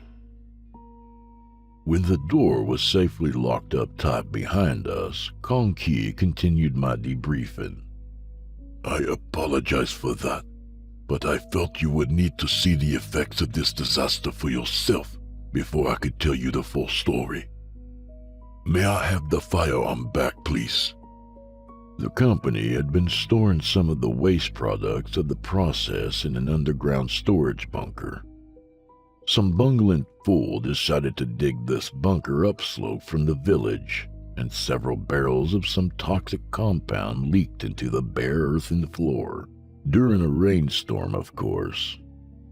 Several weeks later, the body of a recently deceased farmer staggered into the village, covered from head to toe in the muck of the grave. It immediately attacked several people, tearing at them with its teeth as they screamed in horror. A brave villager dealt it a number of grievous blows with an axe, but it continued to come for him until the villager planted the head of his axe deep in the horrible thing's skull. All those who were bitten during the farmer's cannibalistic frenzy died within the hour, only to rise again with blank eyes and savage teeth. 10 more were injured that night, and 1 woman was killed outright during the attack. A witness stated that as the woman's last breath gurgled from her chest, the fiend immediately lost interest and pursued the witness instead. The dead woman rose from the ground within 60 seconds, lurching outside to add to the bloodshed and terror in the streets of the village. The infection spread like wildfire, resulting in a state of utter chaos. A military unit stationed nearby came to the village in armored vehicles and made short work of the marauding creatures. All the wounded were taken for observation and were ultimately destroyed before the hand struck the midnight hour. A soldier was bitten on the hand by one of the afflicted, and he was also transformed, injuring several others before the whole lot of them were unceremoniously turned into mincemeat under the blazing gun of the commanding officer. After this initial wave of infection, there were no further incidents for almost a week, when an old woman succumbed to a natural death in her slumber. Her corpse came lurching out of her home and attacked a passing villager, sparking off another round of shootings by the soldiers who had been left behind to monitor the situation. It became clear that anyone living within the village and the surrounding countryside had already been thoroughly contaminated by the offending toxin, and death from any cause was sure to spark another outbreak. Needless to say, I was appalled beyond words. I shook my finger and sputtered, "Oh, why don't you put the horrible wretches out of their misery, for God's sake? What purpose is there in keeping them in that room for even 1 second longer?" Kong Ki explained the dreadful things were of great scientific interest to the regime. He laughed and added, "Do you really believe your own government would dispose of such a curious anomaly, sir? I think not. They would do exactly as we are doing, as would any nation." I rounded on him and sputtered, "My God, man, have you lost your mind? By the power invested in me by my father, I declare this facility will be shut down immediately. The construction of the other plant shall also be halted. How has this not already happened, for Christ's sake?" Bo Kong Ki offered me a razor-sharp smile and said, "You do not understand, sir. It was your own father who refused to shut down. He insisted that he first be allowed to send an emissary of his choosing to assess the situation, and then give him a first-hand report on the matter." I was dismayed, but not at all surprised. My father loved money before all else in this world. He would sacrifice his own flesh and blood before he would spurn even one singular day's worth of revenue from one of his numerous ventures. I demanded access to a telephone and called him at once. Father expressed grave consternation at the events which had transpired in the village. He reluctantly agreed to shut the facility down until his scientists for hire were able to gain some insight into this grisly phenomenon. I announced I would be leaving first thing in the morning and flatly declined Father's insistent request that I stay until the matter was resolved. I was almost as sickened by his greed as I was by the caged monstrosities that lay behind the steel door. I dare say they were, for all intents and purposes, one and the same. I was taken to an area filled with canvas tents, an outdoor ghetto to house the laborers who worked on the factory floor. I was given a tent furnished with a cot and nothing more, and I purchased food and drink from a woman who patrolled the impromptu campgrounds with a hand-woven basket filled with refreshments. I spent the evening speaking at length with Bo Kong Ki concerning the finer details of the plant's imminent closure. He was afraid the workers would riot if they were told to summarily pack their belongings and go home. I assured him I would finance their wages out of my own pocket in the weeks to come if it came to that. I was determined to keep everyone exactly where they were until more was known about the toxic byproducts and their effects on both the living and the deceased. If the workers had become contaminated by drinking the groundwater from their communal well, they couldn't possibly be allowed to leave the premises. Such a foolish decision would surely start a horrific chain reaction, one that could lay waste to the entire country, and beyond, I'd imagine. Far beyond.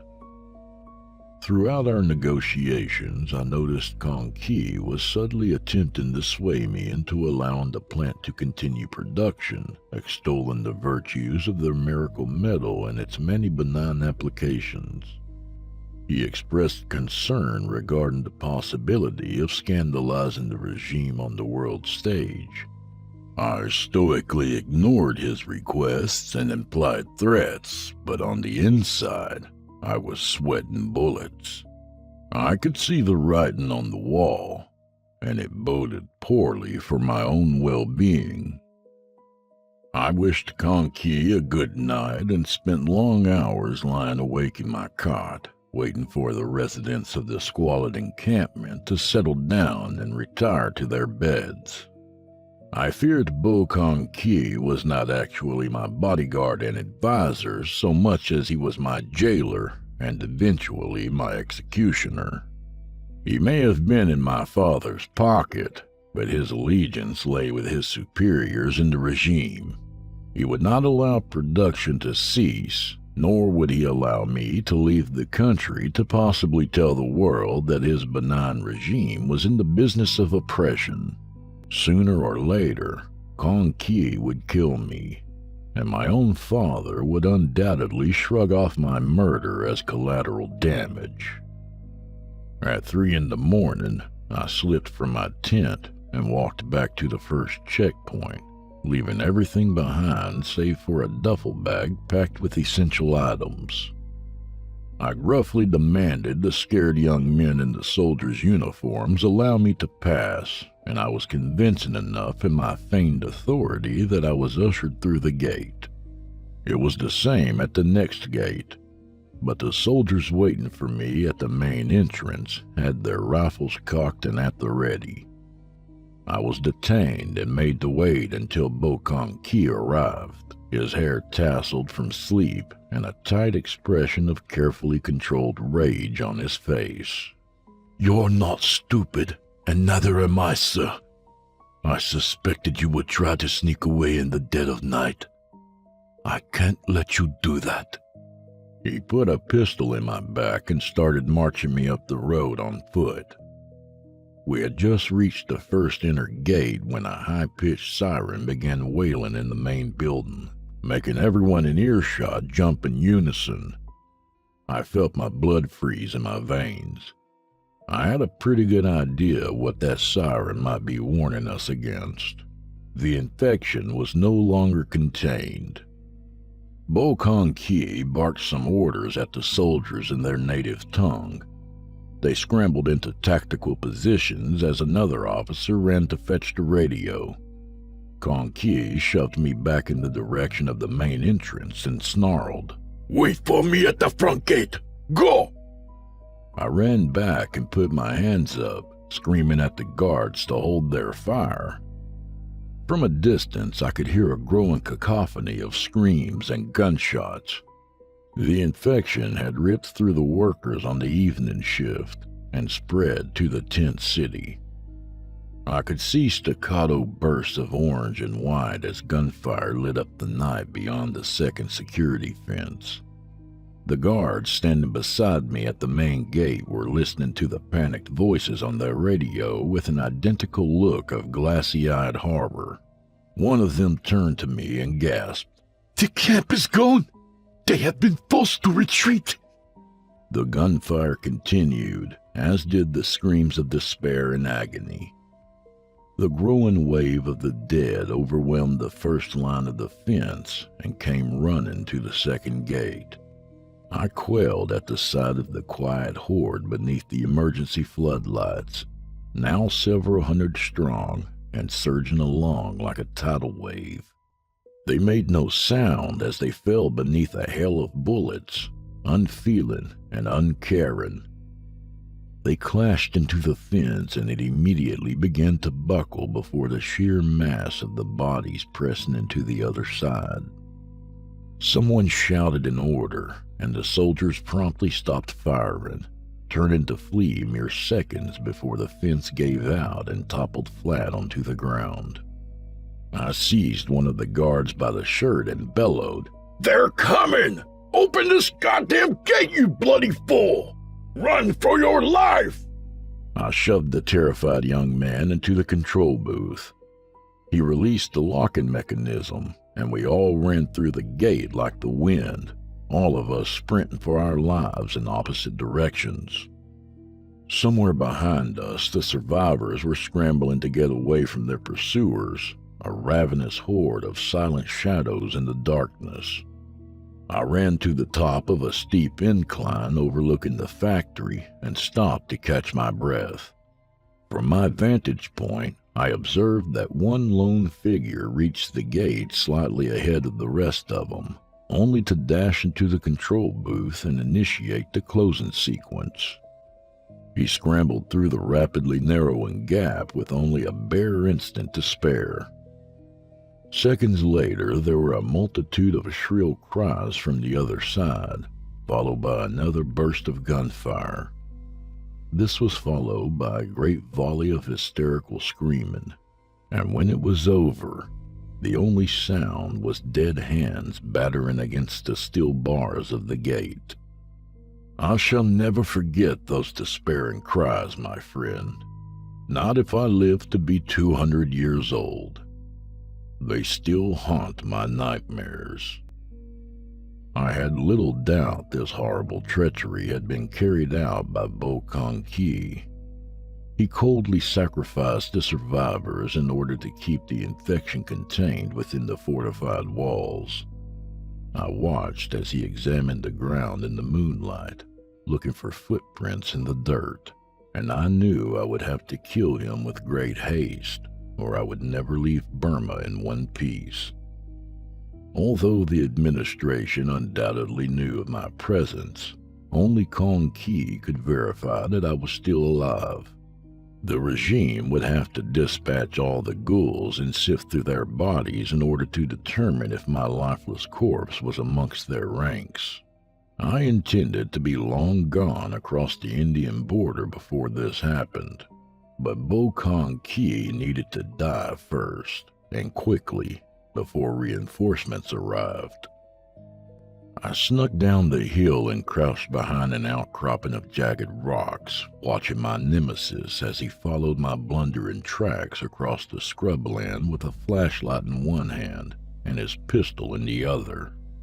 I scooped up a handful of large pebbles and trickled them down the precipice below, alerting him to my location. Kong Ki went as still as a statue. He stared in my direction for a moment, then turned off his flashlight and resumed his stealthy stalking in the moonlight. "You will never get across the border, you fool! You won't make it 10 miles before you're captured by a patrol. It would be better for you to come out now and peacefully surrender. I promise no harm will come to you." I knew his assurances were lies. Men like Kong Ki tell lies for a living, after all. I waited until he was near the foot of the rocky slope, and then I popped up from my hiding place to hurl down a large rock upon his head. It missed and struck him in the shoulder, knocking him to the ground with a strangled cry of pain. He rolled onto his back and blindly fired his weapon above him, forcing me to dive for cover as bullets ricocheted off the rocks in all directions. "You dog!" he cried out. "You treacherous fucking dog!" "Treachery? I called back. You would know all about treachery, wouldn't you, sir? I made my way to the bottom of the slope and stood over him, with another large stone clasped in my hands. Bo Kong Ki had been grievously injured by the fallen rock. His shoulder was hunched at an odd angle, and the arm attached to it lay uselessly beside him. He bared his teeth at me in a grimace of rage and pulled a knife from a sheath on his belt. "I'll gut you," he snarled, and he attempted to slash my legs. I skipped back from harm's way and hurled the heavy stone with all my might. It bounced off his chest with tremendous force. He dropped his knife and spasmed on the ground in agony. "Fucking dog," he wheezed. "Kill you." I wrested one final chunk of stone from the ground. "You'll never harm another living being, you soulless bastard." I lifted the rock high and dropped it on his head, cutting off his scream with a sickening crunch. I'd never killed a man before, and I was surprised with how little I felt at his passing. I watched Kong Ki's body carefully for a minute or two, his pistol clutched in my hand, but he did not come back from the dead. Either he'd managed to avoid contamination from the noxious chemical byproduct, or I'd destroyed his brain to the point where resurrection was no longer possible. I'll never know for sure, but I can say with confidence that I was a trifle disappointed that I did not get a chance to dispatch that horrible man a second time. I'm not ashamed to admit it would have brought me great satisfaction to kill him once again. I robbed his lifeless body of all weapons, ammunition, money, and anything else I deemed to be useful, and I headed west under the pale light of the moon. I won't bore you with the details of my escape from Burma, as this tale has certainly dragged on long enough. All I will say is that several more men died by my hand before I crossed into Bangladesh. Regrettable, perhaps, but I am alive and present to tell the tale. A toast, sir, to my continuing survival in this world of perfidious schemes and damning betrayals. A toast to us all. What was my father's reaction, you ask? He was furious, of course. He threatened to disown me for, in his own words, bungling the deal. I informed him I would gladly sacrifice my inheritance for the privilege of telling him to go to hell, and I reminded him that I owned a large stake in many of our family ventures. He never spoke to me again, the horrible old bastard. It was a state of affairs I found to be most agreeable. When he passed on, I sold my shares to my siblings, and I took an early retirement from the world of big business, with at least a portion of my soul still intact. And with that, sir, my tale has reached its conclusion. I don't expect you to believe a single word of it, but I don't expect you to disbelieve either. There are many wondrous and horrible things in this world, both in it and beyond. I have spent many years in pursuit of the arcane, and I can tell you with great confidence that much strangeness lurks in the shadows of the five senses. Smile and shake your head if you will, but the unwary often find themselves in fantastic situations. Mark my words, good sir. It happens all the time. Good night, old friend, and take care. We'll share a bottle and an evening of macabre tales again very soon. I look forward to it.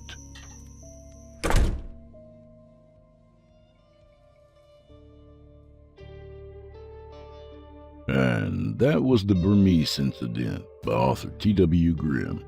A good reminder that TW has a brand new audiobook available from Velox Books, narrated by yours truly. Here's the rundown. When a long-awaited extraterrestrial response to a decades-old radio transmission finally arrives, the Western Hemisphere is thrown into chaos. Exposure to the alien signal transforms millions of people into mindless raging lunatics.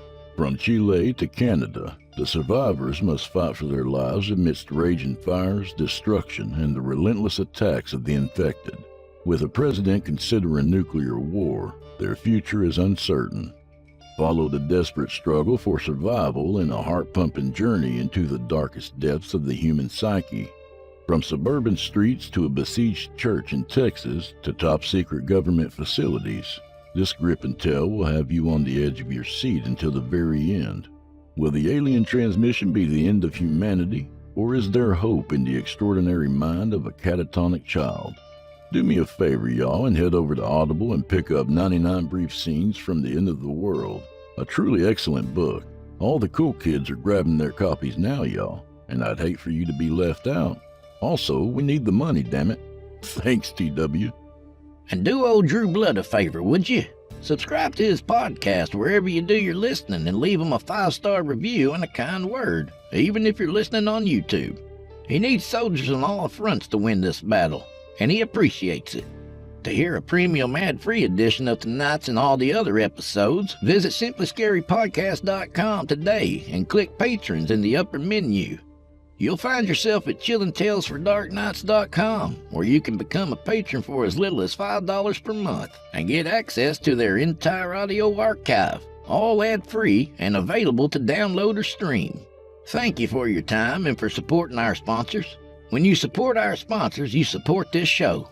If you happen to use Facebook, Twitter, Instagram, or YouTube, you can follow and subscribe to Chillin' Tales for Dark Nights there, where you'll get all the latest updates and new releases and have the chance to interact with them each and every week. Oh, and you can find Drew Blood on Facebook and Instagram, and sometimes Twitter. The Drew Blood's Dark Tales podcast is accepting submissions, friend. If you've got a story or two you'd like to be featured on the show, send it to drewbloodhorror@gmail.com. If selected, you'll get the full treatment, 10 bananas.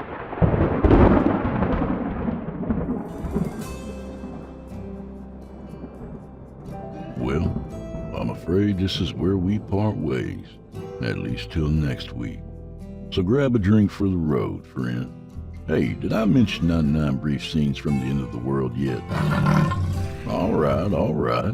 Free promo codes for my patrons at patreon.com/Drew Blood, by the way, and coffee mugs too. Oh, and that reminds me. First and foremost, a huge thank you, as always, to my beautiful patrons. Y'all, your support is worth more than you'll ever know. Also, I need to give a special shout out to my newest patron. So, Mr. Steven Rogers, how you doing, buddy? Thanks a ton for signing up, man. Also, hey Brenda, hey Ace, what's going on, Rude, Sherry Sutton, and guess who else? Mr. W.B. Stickle. That one surprised me, and I cannot tell you how thankful I am to that man. Not only is he a fantastic author, he is one hell of a human being. Mim624, Tim Mount, Larry, Witchy Nerves. Hey, y'all. Hell, a big shout out to all my patrons. Hope everyone's doing great out there. Take care of yourselves, y'all. Anyway, may the wind be at your back and may the road rise up to meet you, friends. I'll see you all next week, God willing. And until next time, go fuck yourselves. I love you all. I really do. Good night, y'all.